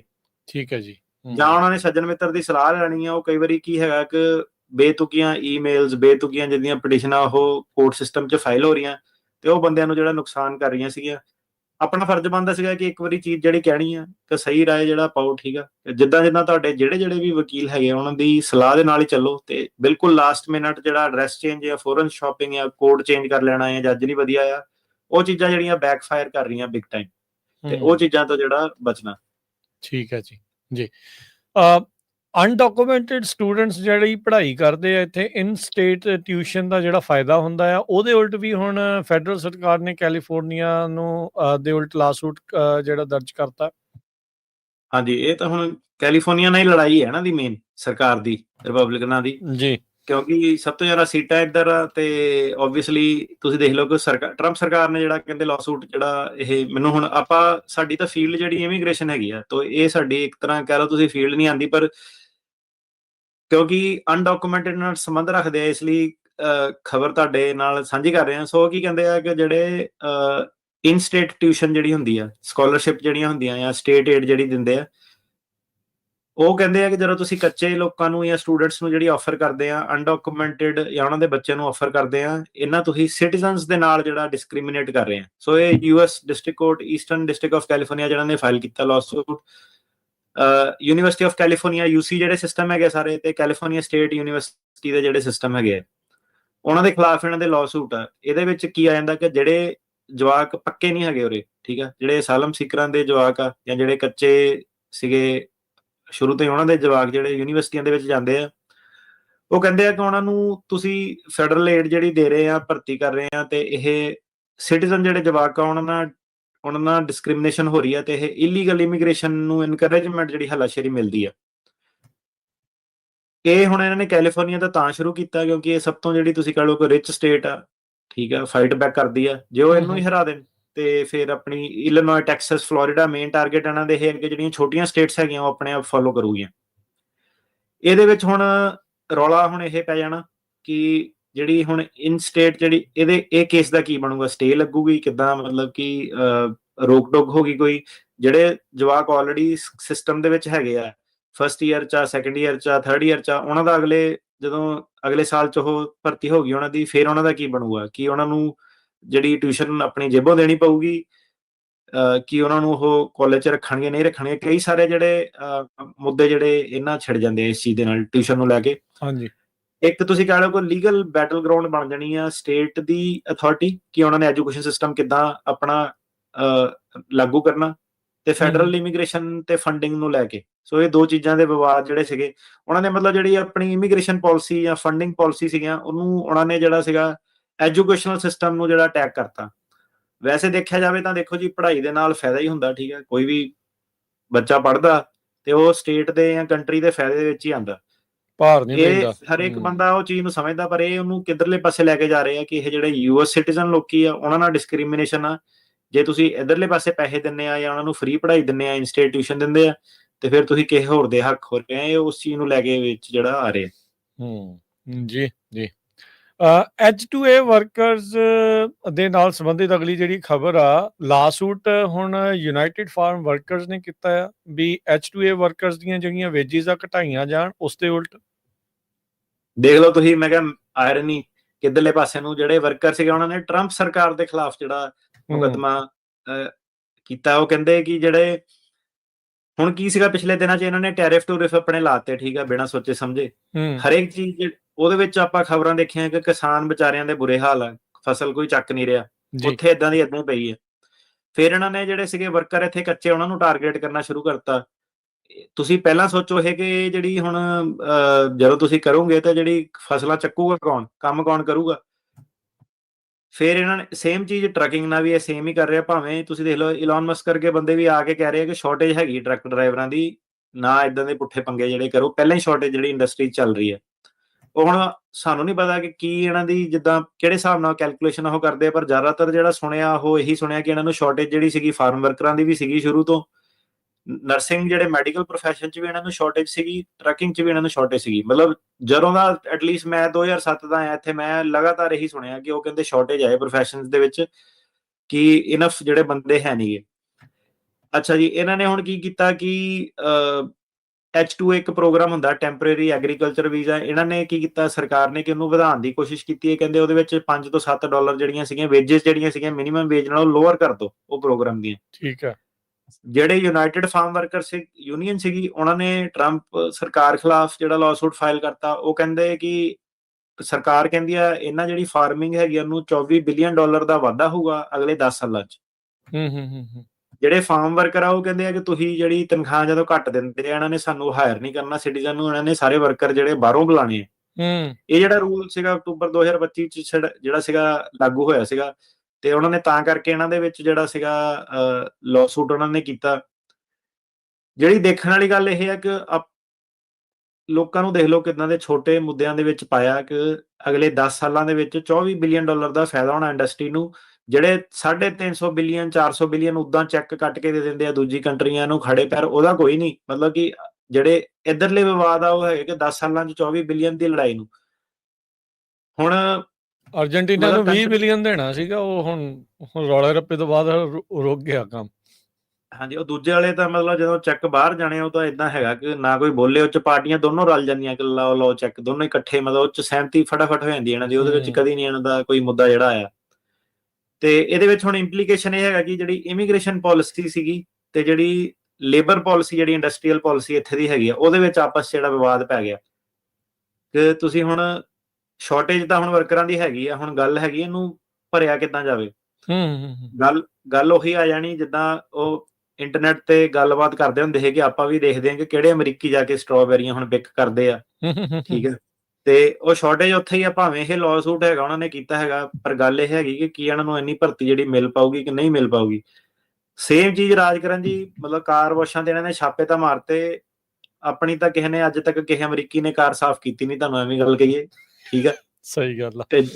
ਤੇ ਹੁਣ ਉਹ ਜਿਹੜਾ ਮਤਲਬ ਮੁੱਦਾ ਹੁਣ ਉਹੀ ਹੈਗਾ ਕਿ ਜਿਹੜਾ ਸੀਗਾ ਰੌਲਾ ਰੱਪਾ ਪਾਤਾ 1 ਸਾਲ ਪੂਰਾ, ਹੁਣ ਜਿਹੜੀ ਰਿਐਲਿਟੀ ਆ ਗਈ, ਗਰਾਊਂਡ ਰਿਐਲਿਟੀ, ਬਿਜ਼ਨਸ ਬੰਦ ਹੋ ਰਹੇ ਆ, ਸ਼ਾਰਟੇਜ ਜਿਹੜੀਆਂ ਹੈਗੀਆਂ। ਤੇ ਹੁਣ ਉਧਰੋਂ ਜਿਹੜੀ ਦੂਜੀ, ਜਦੋਂ ਇਹਨਾਂ ਨੇ ਹੁਣ ਕੀ ਕੀਤੀ ਟਰੰਪ ਸਰਕਾਰ ਨੇ, ਕੀ ਕੀਤਾ ਕਿ ਇਹਨੂੰ ਆਪਾਂ ਜਿਹੜੀ, ਜਦੋਂ ਉਹਨਾਂ ਨੇ ਸੁਣਿਆ ਕਿ ਯਾਰ ਵੋਟਾਂ ਦਾ ਸਾਨੂੰ ਇਹਨਾਂ ਕੋ ਆਉਂਦੀਆਂ ਵਾ ਕਿਸਾਨਾਂ ਕੋ, ਉਹੀ ਜਿਹੜੇ ਰੋ ਰਹੇ ਆ, ਤਾਂ ਉਹਨਾਂ ਨੇ ਜਦੋਂ ਇਹ ਜਿਹੜੇ ਵੀਜ਼ੇ ਪ੍ਰੋਗਰਾਮ ਸੀਗੇ, ਹੁਣ ਇਹਨਾਂ ਨੇ ਵੇਜ ਰਿਡਿਊਸ ਕਰਕੇ, ਸੇਮ ਸਰਕਾਰ ਹੈ ਨਾ ਜਿਹੜੀ ਕਹਿੰਦੀ ਹੁੰਦੀ ਸੀਗੀ ਕਿ ਵੀਜ਼ਿਆਂ ਨਾਲ ਸੈਲੀਆਂ ਤੁਸੀਂ ਘੱਟ ਦੇ, ਜਦੋਂ ਆਪ ਇਹਨਾਂ ਨੇ ਘੱਟ ਸੈਲੀਆਂ ਨਾਲ ਪੇਸ਼ ਕਰਨ ਦੀ ਕੋਸ਼ਿਸ਼ ਕੀਤੀ ਬਿੱਲ, ਫਿਰ ਉਹੀ ਜਿਹੜੇ ਦੂਜੇ ਵਰਕਰ ਸੀਗੇ ਜਿਹਨਾਂ ਨੂੰ ਪਹਿਲਾਂ ਹੱਲਾਸ਼ੇਰੀ ਦਿੱਤੀ ਸੀ ਕਿ ਇਮੀਗ੍ਰੈਂਟ ਮਾੜੇ ਹੁੰਦੇ ਆ, ਉਹਨਾਂ ਨੇ ਹੁਣ ਸੂਹ ਕੀਤਾ ਕਿ ਨਹੀਂ ਤੁਸੀਂ ਇਦਾਂ ਨਹੀਂ ਕਰ ਸਕਦੇ।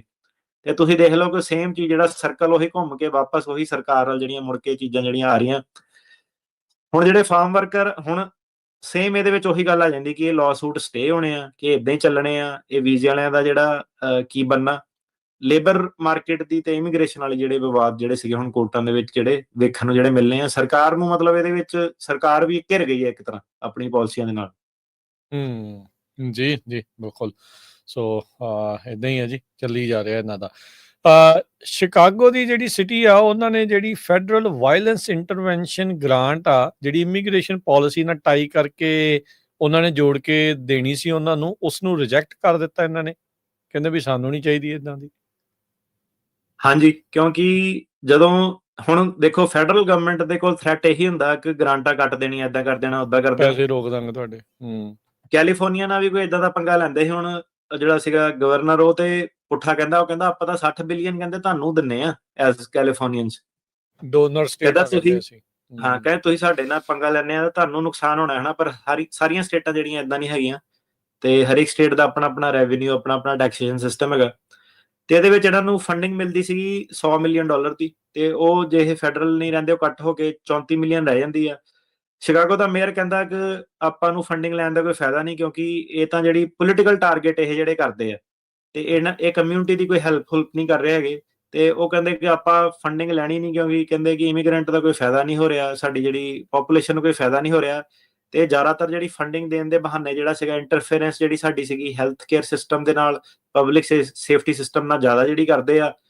ਤੇ ਮੈਂ ਕਿਸੇ ਹੱਦ ਤੱਕ ਉਹਨਾਂ ਨਾਲ ਐਗਰੀ ਕਰਦਾ ਹੈਗਾ ਕਿ ਠੀਕ ਆ, ਤੁਸੀਂ ਫੰਡਿੰਗ ਨਾਲ ਤਾਂ ਲੋਕਾਂ ਦਾ ਫਾਇਦਾ ਹੋਣਾ ਚਾਹੀਦਾ, ਪਰ ਜੇ ਫੰਡਿੰਗ ਹੀ ਇਦਾਂ ਦੀ ਹੋਵੇ ਕਿ ਤੁਸੀਂ ਇਮੀਗ੍ਰੈਂਟਾਂ ਨੂੰ ਟਾਰਗੇਟ ਕਰ ਰਹੇ ਆ, ਤੇ ਫਿਰ ਜੇ ਸਿਟੀ ਕਵੇ ਸਾਨੂੰ ਫੰਡਿੰਗ ਨਹੀਂ ਚਾਹੀਦੀ ਤੇ ਗੁੱਡ। ਇਹਦੇ ਵਿੱਚ ਹੁਣ ਤੁਸੀਂ ਦੇਖੋ ਕਿ ਦੋ ਪਾਸੇ ਹੋ ਜਾਂਦੇ ਆ ਸ਼ਹਿਰ ਦੇ, ਕਿ ਜਿਹੜੇ ਹੁਣ ਸਿਟੀਜ਼ਨ ਆ ਉਹ ਕਹੋਗੇ ਕਿ ਯਾਰ ਇਮੀਗ੍ਰੈਂਟਾਂ ਕਰਕੇ ਤੁਸੀਂ ਸਾਨੂੰ ਕਿਉਂ ਪ੍ਰੋਬਲਮ 'ਚ ਪਾ ਰਹੇ ਆ। ਸੇਮ ਚੀਜ਼ ਜਿਹੜੀ ਕਿ ਗਵਰਨਮੈਂਟ ਸ਼ਟਡਾਊਨ ਜਿਹੜਾ ਰਿਹਾ ਸੀਗਾ ਤੇ ਜਿਹੜੀ ਸਰਕਾਰ ਸੀਗੀ ਉਹਨੂੰ ਪੇਸ਼ ਕਰਦੀ ਸੀਗੀ ਕਿ ਹੈਲਥ ਕੇਅਰ ਦੇ ਵਾਸਤੇ ਕੱਚਿਆਂ ਨੂੰ ਸਾਰੀ ਜਿਹੜੀ ਸਰਕਾਰ ਸ਼ਟਡਾਊਨ ਇਹਨਾਂ ਨੇ ਕਰਤੀ ਆ। ਸੋ ਉਹੀ ਹੁਣ ਸਾਰਾ ਉਹੀ ਸਵਾਲ ਆ ਜਾਂਦਾ ਕਿ ਜਿਹੜੇ ਆਹ ਵਾਲੇ ਸ਼ਹਿਰ ਹੋ ਗਏ, ਸ਼ਿਕਾਗੋ ਹੋ ਗਿਆ, ਸੈਨ ਫਰਾਂਸਿਸਕੋ ਹੋ ਗਿਆ, LA ਹੋ ਗਿਆ, ਕੀ ਇਮੀਗ੍ਰੈਂਟਾਂ ਨੂੰ ਇਹਨਾਂ ਨੇ ਨਾਲ ਲੈ ਕੇ ਤੁਰਨਾ? ਜੇ ਇਹਨਾਂ ਨੇ ਨਾਲ ਲੈ ਕੇ ਤੁਰਨਾ ਤਾਂ ਫਿਰ ਸਾਰਿਆਂ ਨੂੰ ਇਕੱਠੇ ਖੜਨਾ ਪੈਣਾ। ਇਹ ਸਟੇਟਾਂ ਜਿਹੜੀਆਂ, ਇਹ ਜਿਹੜੇ ਸ਼ਹਿਰ ਹੈਗੇ ਆ ਖੜਦੇ ਵੀ ਆ ਇਕੱਠੇ। ਤੇ ਉਹੀ ਗੱਲ ਹੁੰਦੀ ਸੀਗੀ, ਕੈਲੀਫੋਰਨੀਆ ਤੋਂ ਭੱਜ ਕੇ ਬੜੇ ਲੋਕੀ ਜਾਂਦੇ ਸੀਗੇ ਕਿ ਨਹੀਂ ਦੂਜੇ ਜਗ੍ਹਾ ਤੇ ਚੱਲ ਜਾਓ, ਠੀਕ ਹੈ। ਪਰ ਇਹ ਹੈਗੀਆਂ ਲਿਬਰਲ ਪਾਕਟ, ਜਾਂ ਸ਼ਿਕਾਗੋ ਸ਼ਕੂ ਹੋ ਗਿਆ, ਆਪਣਾ ਸੈਨ ਫਰਾਂਸਿਸਕੋ, LA। ਤੇ ਅਲਟੀਮੇਟਲੀ ਕੀ ਸੀਗਾ ਕਿ ਇਹਨਾਂ ਦੇ ਬੈਨੀਫਿਟ ਵੀ ਜਿਹੜੇ ਇਮੀਗ੍ਰੈਂਟਾਂ ਨੂੰ ਜਿਹੜੇ ਹੈਗੇ ਆ, ਕਿ ਹੁਣ ਜਦੋਂ ਮੁਸੀਬਤ ਦਾ ਟਾਈਮ ਆਉਂਦਾ ਤੇ ਇਹ ਸ਼ਹਿਰ ਜਿਹੜੇ ਖੜਦੇ ਆ, ਜਿਹੜੇ ਦੂਜੇ ਸ਼ਹਿਰ ਉਹਨਾਂ ਦਾ ਤੁਹਾਨੂੰ ਪਤਾ ਸੋਚਣਾ ਵੀ ਨਹੀਂ ਇੱਕ ਵਾਰੀ ਵੀ। ਉਹਨਾਂ ਨੇ ਤਾਂ ਮਤਲਬ ਉਹਨਾਂ ਨੇ ਤਾਂ ਪਹਿਲਾਂ ਬੱਸ ਦੇ ਥੱਲੇ ਸਿੱਟਣਾ ਇਹਨਾਂ ਨੂੰ। ਜੀ ਜੀ ਜੀ।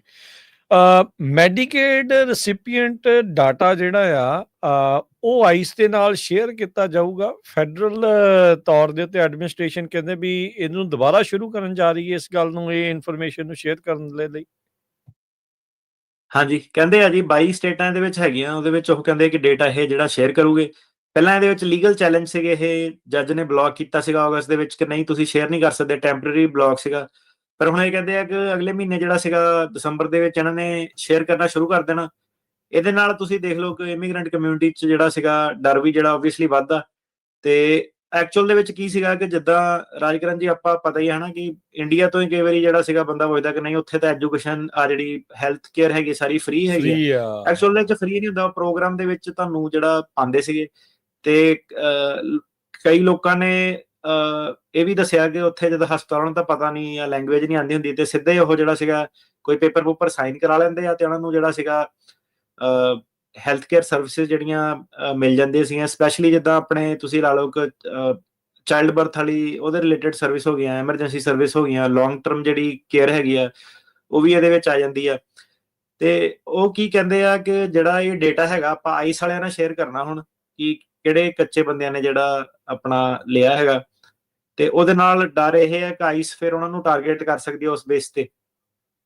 ਸੋ ਮਤਲਬ ਇੱਕ ਤਰ੍ਹਾਂ ਤੁਸੀਂ ਦੇਖ ਲਓ ਕਿ ਇੱਕ ਤਰ੍ਹਾਂ ਇਹ ਹੈ ਕਿ ਜਿਹੜੀ ਜਿੱਦਾਂ ਕਹਿੰਦੇ ਆ ਕਿ ਮੈਡੀਕਲ ਜਿਹੜੀ ਇਨਫੋਰਮੇਸ਼ਨ ਆ ਉਹ ਕੌਨਫੀਡੈਂਸ਼ੀਅਲ ਰੱਖਣੀ ਚਾਹੀਦੀ ਆ।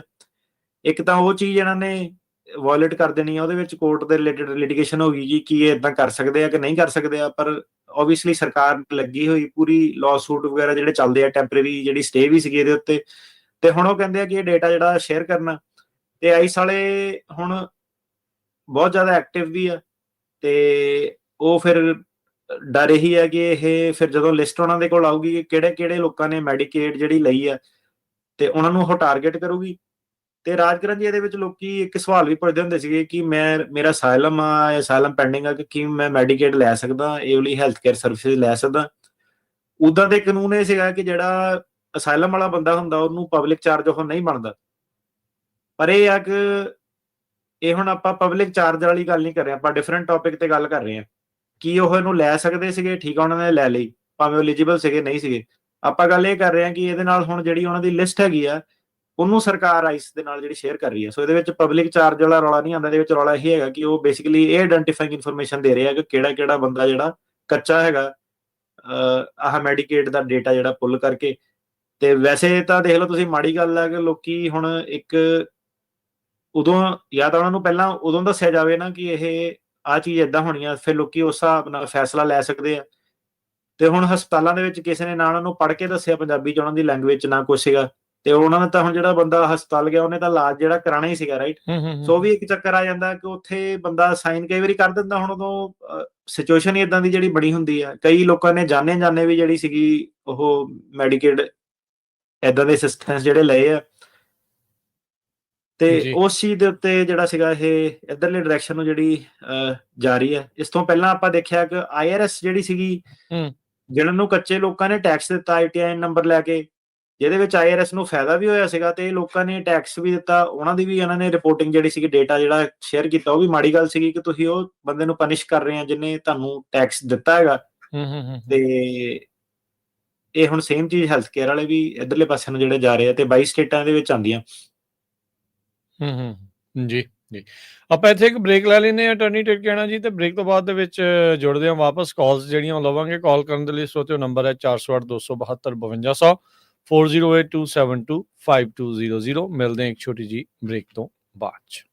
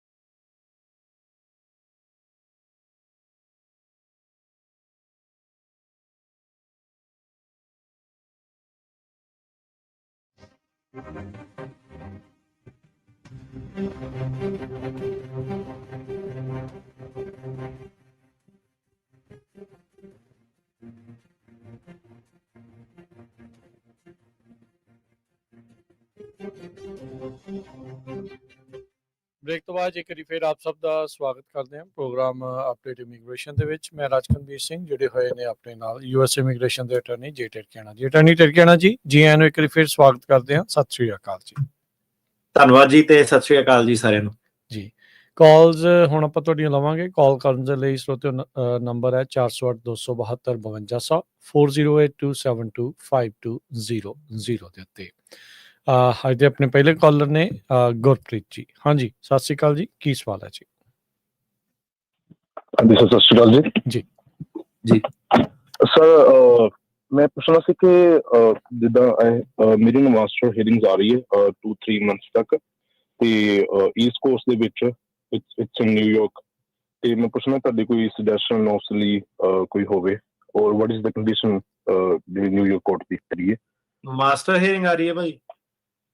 ਯਾ ਮਾਸਟਰ ਹੀਅਰਿੰਗ ਬਸ ਭਾਜੀ ਮੇਕ ਸ਼ੋਰ ਕਰਿਓ ਕਿ ਕੋਰਟ ਦੇ ਕੇਵਨ ਨਾ ਇੱਕ ਮੇਕ ਸ਼ੋਰ ਕਰਿਓ ਕਿ ਆਪਣੀ ਐਪਲੀਕੇਸ਼ਨ ਵਗੈਰਾ ਜਿਹੜੀ ਵੀ ਤੁਸੀਂ ਲਾਈ ਆ ਉਹ ਕੰਪਲੀਟ ਹੋਵੇ ਪੂਰੀ 100%। ਤੇ ਦੂਸਰੀ ਚੀਜ਼ ਇਹ ਦੇਖਣੀ ਹੁੰਦੀ ਹੈ ਤੁਸੀਂ, ਇੱਕ ਕੋਰਟ ਦਾ ਕਈ ਵਾਰੀ ਸਕੈਜੂਲਿੰਗ ਆਰਡਰ ਹੁੰਦੇ ਆ, ਕਈ ਵਾਰੀ ਉਹ ਇਨਫੋਰਮੇਸ਼ਨ ਮੰਗਦੇ ਆ ਮਾਸਟਰ ਤੇ ਮਾਸਟਰ ਤੋਂ ਪਹਿਲਾਂ ਜਾਂ ਬਾਅਦ ਚੋਂ ਸਕੈਜੂਲਿੰਗ ਆਰਡਰ ਦੀ ਕੰਪਲਾਇੰਸ ਹੋਣੀ ਚਾਹੀਦੀ ਹੈ। ਬਾਕੀ ਮਾਸਟਰ ਹੀਅਰਿੰਗ ਤੇ ਜੇ ਤੁਹਾਡੀ ਐਪਲੀਕੇਸ਼ਨ ਵਗੈਰਾ ਸਾਰੀ ਕੰਪਲੀਟ ਆ ਤੇ ਫਿਰ ਉਹ ਤੁਹਾਨੂੰ ਫਾਈਨਲ ਹੀਅਰਿੰਗ ਦੇਣਗੇ। ਇਹਦੇ ਵਿੱਚ ਕੋਈ ਹੋਰ ਬਹਿਸ ਵਗੈਰਾ ਤਾਂ ਨਹੀਂ ਹੁੰਦੀ, ਸਿੰਪਲ ਹੀ ਹੁੰਦੀ ਹੈ।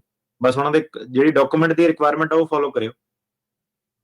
ਬਸ ਜਿੱਦਾਂ ਮੈਂ ਕਿਹਾ ਹੁਣ ਚੱਲਦਾ ਪਿਆ ਸਿਸਟਮ ਕੋਰਟਸ ਦਾ, so there is no need to worry about ਕੋਈ ਵਰੀ ਹੋਣ ਦੀ ਲੋੜ ਤੇ ਨਹੀਂ on the master hearing. Worry ਭਾਜੀ ਇਹੀ ਹੁੰਦੀ ਹੈ ਕਿ 2 ਨੰਬਰ ਵਾਲੇ ਬੰਦੇ ਨੂੰ ਫੜ ਸਕਦੇ ਆ ਇਸ ਵਾਲੇ ਕਦੀ ਵੀ, ਪਰ ਸਿਰਫ ਮਾਸਟਰ ਹੀਅਰਿੰਗ ਕਰਕੇ ਵਰੀ ਹੋਣ ਦੀ ਤਾਂ ਨਹੀਂ ਕੋਈ ਲੋੜ ਹੈਗੀ। ਉਹ ਤਾਂ ਬੇਸਿਕ ਜਿਹਾ ਪ੍ਰੋਸੈਸ ਆ, ਉਹ ਤਾਂ ਸਾਰਿਆਂ ਦੀਆਂ ਤੁਸੀਂ ਦੇਖ ਲਓ ਕਿ ਰੂਟੀਨ ਦੇ ਵਿੱਚ ਕੋਰਟ ਦੇ ਵਿੱਚ ਹੀਅਰਿੰਗ ਪੈਂਦੀ ਰਹਿੰਦੀ ਆ। ਤੇ ਇਹ ਕਈ ਲੋਕੀ ਪੁੱਛਦੇ ਆ ਕਿ ਹੀਅਰਿੰਗ ਦਾ ਜਿਹੜਾ ਕੋਰਟ ਦਾ ਨਾ, ਕਈ ਵਾਰੀ ਲੋਕਾਂ ਨੂੰ ਕੰਸਰਨ ਜਿਹਾ ਹੁੰਦਾ ਕਿ ਕੋਰਟ ਤੇ ਫੜ ਤਾਂ ਨਹੀਂ ਲਊਗੇ ਤੇ ਜਾਂ ਆਈਸ ਚੈੱਕ ਇਨ ਤੇ ਫੜ ਤਾਂ ਨਹੀਂ ਲੈਂਦੇ। ਇਹਦੇ ਵਿੱਚ ਇੱਕ ਵੀਰ ਸੀਗਾ ਆਪਣੇ ਆਫਿਸ 'ਚ, ਉਹਨੇ ਮੈਨੂੰ ਗੱਲ ਦੱਸੀ, ਕਹਿੰਦਾ ਭਾਜੀ ਜਾ ਕੇ ਬਹਿ ਗਿਆ, ਕਹਿੰਦਾ ਉਹਦੇ ਬਾਹਰ, ਕਹਿੰਦਾ 2 ਦਿਨ ਪਹਿਲਾਂ, ਕਹਿੰਦਾ ਮੈਂ ਪਹਿਲਾਂ ਵਾਚ ਕੀਤਾ ਕਿ ਕੁਝ ਹੁੰਦਾ ਤਾਂ ਨਹੀਂ ਆਪਣੀ ਤਰੀਕ ਤੋਂ 2 ਦਿਨ ਪਹਿਲਾਂ, ਤੇ ਕਹਿੰਦਾ ਫਿਰ ਹੋਇਆ ਨਹੀਂ, ਕਹਿੰਦਾ ਮੈਂ ਚਲਾ ਗਿਆ। ਤੇ ਮੈਂ ਕਿਹਾ ਜੇ ਕਿਸੇ ਨੂੰ ਫੜਿਆ ਹੁੰਦਾ ਫੇਰ ਕੀ ਕਰਨਾ ਸੀ, ਫੇਰ ਤੂੰ ਨਹੀਂ ਜਾਣਾ ਸੀਗਾ। ਤੇ ਗੱਲ ਇਹ ਹੈ ਕਿ ਜਾਣਾ ਤਾਂ ਫਿਰ ਵੀ ਪੈਂਦਾ, ਤੇ ਅਨਲੈਸ ਤੁਹਾਨੂੰ ਜਿਹੜਾ ਮਾਸਟਰ ਹੀਅਰਿੰਗ 'ਚ ਉਹਨਾਂ ਨੇ ਜਿਹੜੀ ਮੋਸ਼ਨ ਟੂ ਵੈਬਐਕਸ ਜੇ ਗ੍ਰਾਂਟ ਕਰਤੀ ਹੈ ਫੇਰ ਨਹੀਂ ਜਾਣਾ ਪੈਂਦਾ। ਤੇ ਉਹ ਤੁਸੀਂ ਆਪਣੇ ਜਿਹੜਾ ਸੀਗਾ ਵਕੀਲ ਵਗੈਰਾ ਨਾਲ ਸੰਪਰਕ ਕਰਕੇ ਰੱਖੋ। ਬਸ ਫਿਰ ਠੀਕ ਹੈ ਭਾਜੀ, ਉਹਨੂੰ ਫਿਰ ਵਕੀਲ ਤੇ ਆਪਣਾ ਸੁੱਟੋ ਇਹ ਸਾਰੀ ਗੱਲ, ਤੇ ਡਾਕੂਮੈਂਟ ਫਾਰਵਰਡ ਜੋ ਵੀ ਉਹ ਕਹਿੰਦੇ ਉਹ ਕਰੋ, ਤੇ ਉਹਦੇ ਹਿਸਾਬ ਨਾਲ ਫਿਰ ਅੱਗੇ ਚਲੋ ਜੀ। ਥੈਂਕ ਯੂ ਜੀ। ਠੀਕ ਹੈ, thank you so much, thank you. Jagmohan ਜੀ। ਹਾਂਜੀ, ਸਤਿ ਸ਼੍ਰੀ ਅਕਾਲ ਜੀ। ਸਤਿ ਸ਼੍ਰੀ ਅਕਾਲ ਜੀ। ਹਾਂਜੀ, ਮੇਰਾ ਕੁਝ ਕੁਐਸਚਨ ਸੀ। ਮੈਂ ਸਿਟੀਜ਼ਨ ਹੋਇਆ ਸੀ ਪਿਛਲੇ ਸਾਲ ਨਾ, ਸਾਲਾਂ ਦੇ ਬੇਸ ਤੇ ਮੈਂ ਇੰਡੀਆ ਜਾਣਾ ਚਾਹੁੰਦਾ ਸੀ। ਮੈਂ 25-26 ਸਾਲ ਹੋ ਗਏ, ਮੈਂ ਗਿਆ ਨਹੀਂ ਵੈਸੇ ਇੰਡੀਆ, ਤੇ ਮੈਂ ਅਗਲੇ ਸਾਲ ਇੰਡੀਆ ਜਾਣਾ ਚਾਹੁੰਦਾ। ਮੁੰਡੇ ਲੜਕੇ ਦਾ ਵਿਆਹ ਸੀ, ਕੋਈ ਪ੍ਰੋਬਲਮ ਤਾਂ ਨਹੀਂ ਆਊ? ਕੇਸ ਕਦੋਂ ਗ੍ਰਾਂਟ ਹੋਇਆ ਸੀਗਾ ਤੁਹਾਡਾ? ਕੇਸ ਤਾਂ ਮੇਰਾ 1997 ਵਿੱਚ ਗ੍ਰਾਂਟ, 1998 ਦੇ ਵਿੱਚ। ਹਾਂਜੀ, ਮੈਂ ਤੁਹਾਨੂੰ ਇਹੀ ਰეკਮੈਂਡ ਕਰੂੰਗਾ ਕਿ ਆਪਣੀਆਂ ਇੱਕ ਵਾਰੀ ਫਾਈਲਾਂ ਕਢਾਓ ਸਾਰੀਆਂ, ਉਹਨੂੰ ਇੱਕ ਵਾਰੀ ਸਟੱਡੀ ਕਰੋ ਸਾਰਾ, ਮੇਕ ਸ਼ੋਰ ਕਰਿਓ ਕਿ ਸਾਰਾ ਕੁਝ ਇਨ ਆਰਡਰ ਹੈਗਾ, ਕਿਉਂਕਿ ਤੁਹਾਨੂੰ ਉਹਦੇ ਰਿਲੇਟਡ ਜਿਹੜਾ ਸੀਗਾ ਸਵਾਲ ਜਵਾਬ ਜਿਹੜਾ ਪੁੱਛ ਸਕਦੇ ਆ। ਬਾਕੀ ਇਹ ਹੈ ਕਿ ਉਸ ਤੋਂ ਬਾਅਦ ਤਾਂ ਕਈ ਸਰਕਾਰਾਂ, ਕਈ ਕੁਝ ਚੇਂਜ ਹੋ ਗਿਆ, ਹਾਲਾਤ ਹੀ ਦੇਸ਼ ਦੇ ਜਿਹੜੇ ਬਦਲ ਗਏ, ਤੇ ਮੇਰੇ ਹਿਸਾਬ ਨਾਲ ਪ੍ਰੋਬਲਮ ਨਹੀਂ ਹੋਣੀ ਚਾਹੀਦੀ ਕੋਈ ਵੀ, ਕਿਉਂਕਿ ਜਿੰਨਾ ਤੁਸੀਂ ਟਾਈਮ ਦੱਸ ਰਹੇ ਹੋ ਇੰਨਾ ਜ਼ਿਆਦਾ ਟਾਈਮ ਜਿਹੜਾ ਪਾਸ ਹੋ ਗਿਆ, ਉਹ ਤਾਂ ਜਿਹੜੇ ਸੀਗੇ ਕੰਟਰੀ ਚੇਂਜ ਹੋ ਗਿਆ ਪੂਰਾ, ਤੁਸੀਂ ਕਹੋ ਜਦ ਤੱਕ। ਪਰ ਇਹ ਹੈ ਕਿ ਆਪਣੀ ਫਾਈਲ ਕਢਾ ਕੇ ਪੜ੍ਹ ਕੇ ਇੱਕ ਵਾਰੀ ਫੇਰ ਜਾਣਾ। ਠੀਕ ਹੈ ਜੀ, ਠੀਕ ਹੈ, thank you, thank you. Sukhman ਜੀ। ਹੈਲੋ। ਹਾਂਜੀ, ਹੈਲੋ ਜੀ। ਹੈਲੋ, ਹਾਂਜੀ ਭਾਈ ਜੀ, ਸਤਿ ਸ਼੍ਰੀ ਅਕਾਲ। ਸਤਿ ਸ਼੍ਰੀ ਅਕਾਲ ਜੀ। ਮੈਂ ਜੇ ਸਰ ਨਾਲ ਗੱਲ ਕਰਨੀ ਸੀਗੀ। ਬੋਲੋ ਜੀ, ਬੋਲੋ। ਹਾਂਜੀ ਹਾਂਜੀ ਹਾਂਜੀ ਸਰ, ਸਤਿ ਸ਼੍ਰੀ ਅਕਾਲ ਜੀ। ਜੀ ਭਾਜੀ। ਸਰ ਜੀ, ਮੇਰਾ ਕੇਸ ਤੁਹਾਡੇ ਕੋਲ ਆ ਜੀ। ਮੇਰੇ 2 ਸਾਲ ਹੋ ਗਏ ਸੈਕਰਾਮੈਂਟੋ ਕੋਰਟ 'ਚ ਕੇਸ ਗਏ ਨੂੰ, ਪਰ ਹਾਲੇ ਕੋਈ ਤਰੀਕ ਨਹੀਂ ਆਈ ਜੀ, ਨਾ ਮਾਸਟਰ ਹੀਅਰਿੰਗ ਨਾ ਫਾਈਨਲ ਹੀਅਰਿੰਗ। ਕਿੰਨਾ ਕੁ ਟਾਈਮ ਲੱਗੂਗਾ ਜੀ? ਹੋਰ ਤੁਸੀਂ ਛੇਤੀ ਚਾਹੁੰਦੇ ਆ ਤਰੀਕ?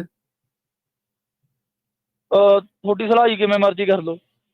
ਤੁਸੀਂ ਦੱਸੋ ਕਿੱਦਾਂ, ਜਿੱਦਾਂ ਤੁਸੀਂ ਕਹਿਣਾ ਆਪਾਂ ਕਰ ਮੈਨੂੰ ਦੇਣਾ। ਆਇਆ ਜੀ, ਮੈਂ ਲੋਕਲ ਟਰੱਕ ਚਲਾਉਣਾ ਜੀ, ਬਾਈ ਚਾਂਸ ਕੱਲ ਨੂੰ ਪੁੱਲ ਆਊਟ ਕਰ ਲੈਣ, ਫਿਰ ਕੋਈ ਚੱਕਰ ਨਾ ਪੈ ਜਾਵੇ।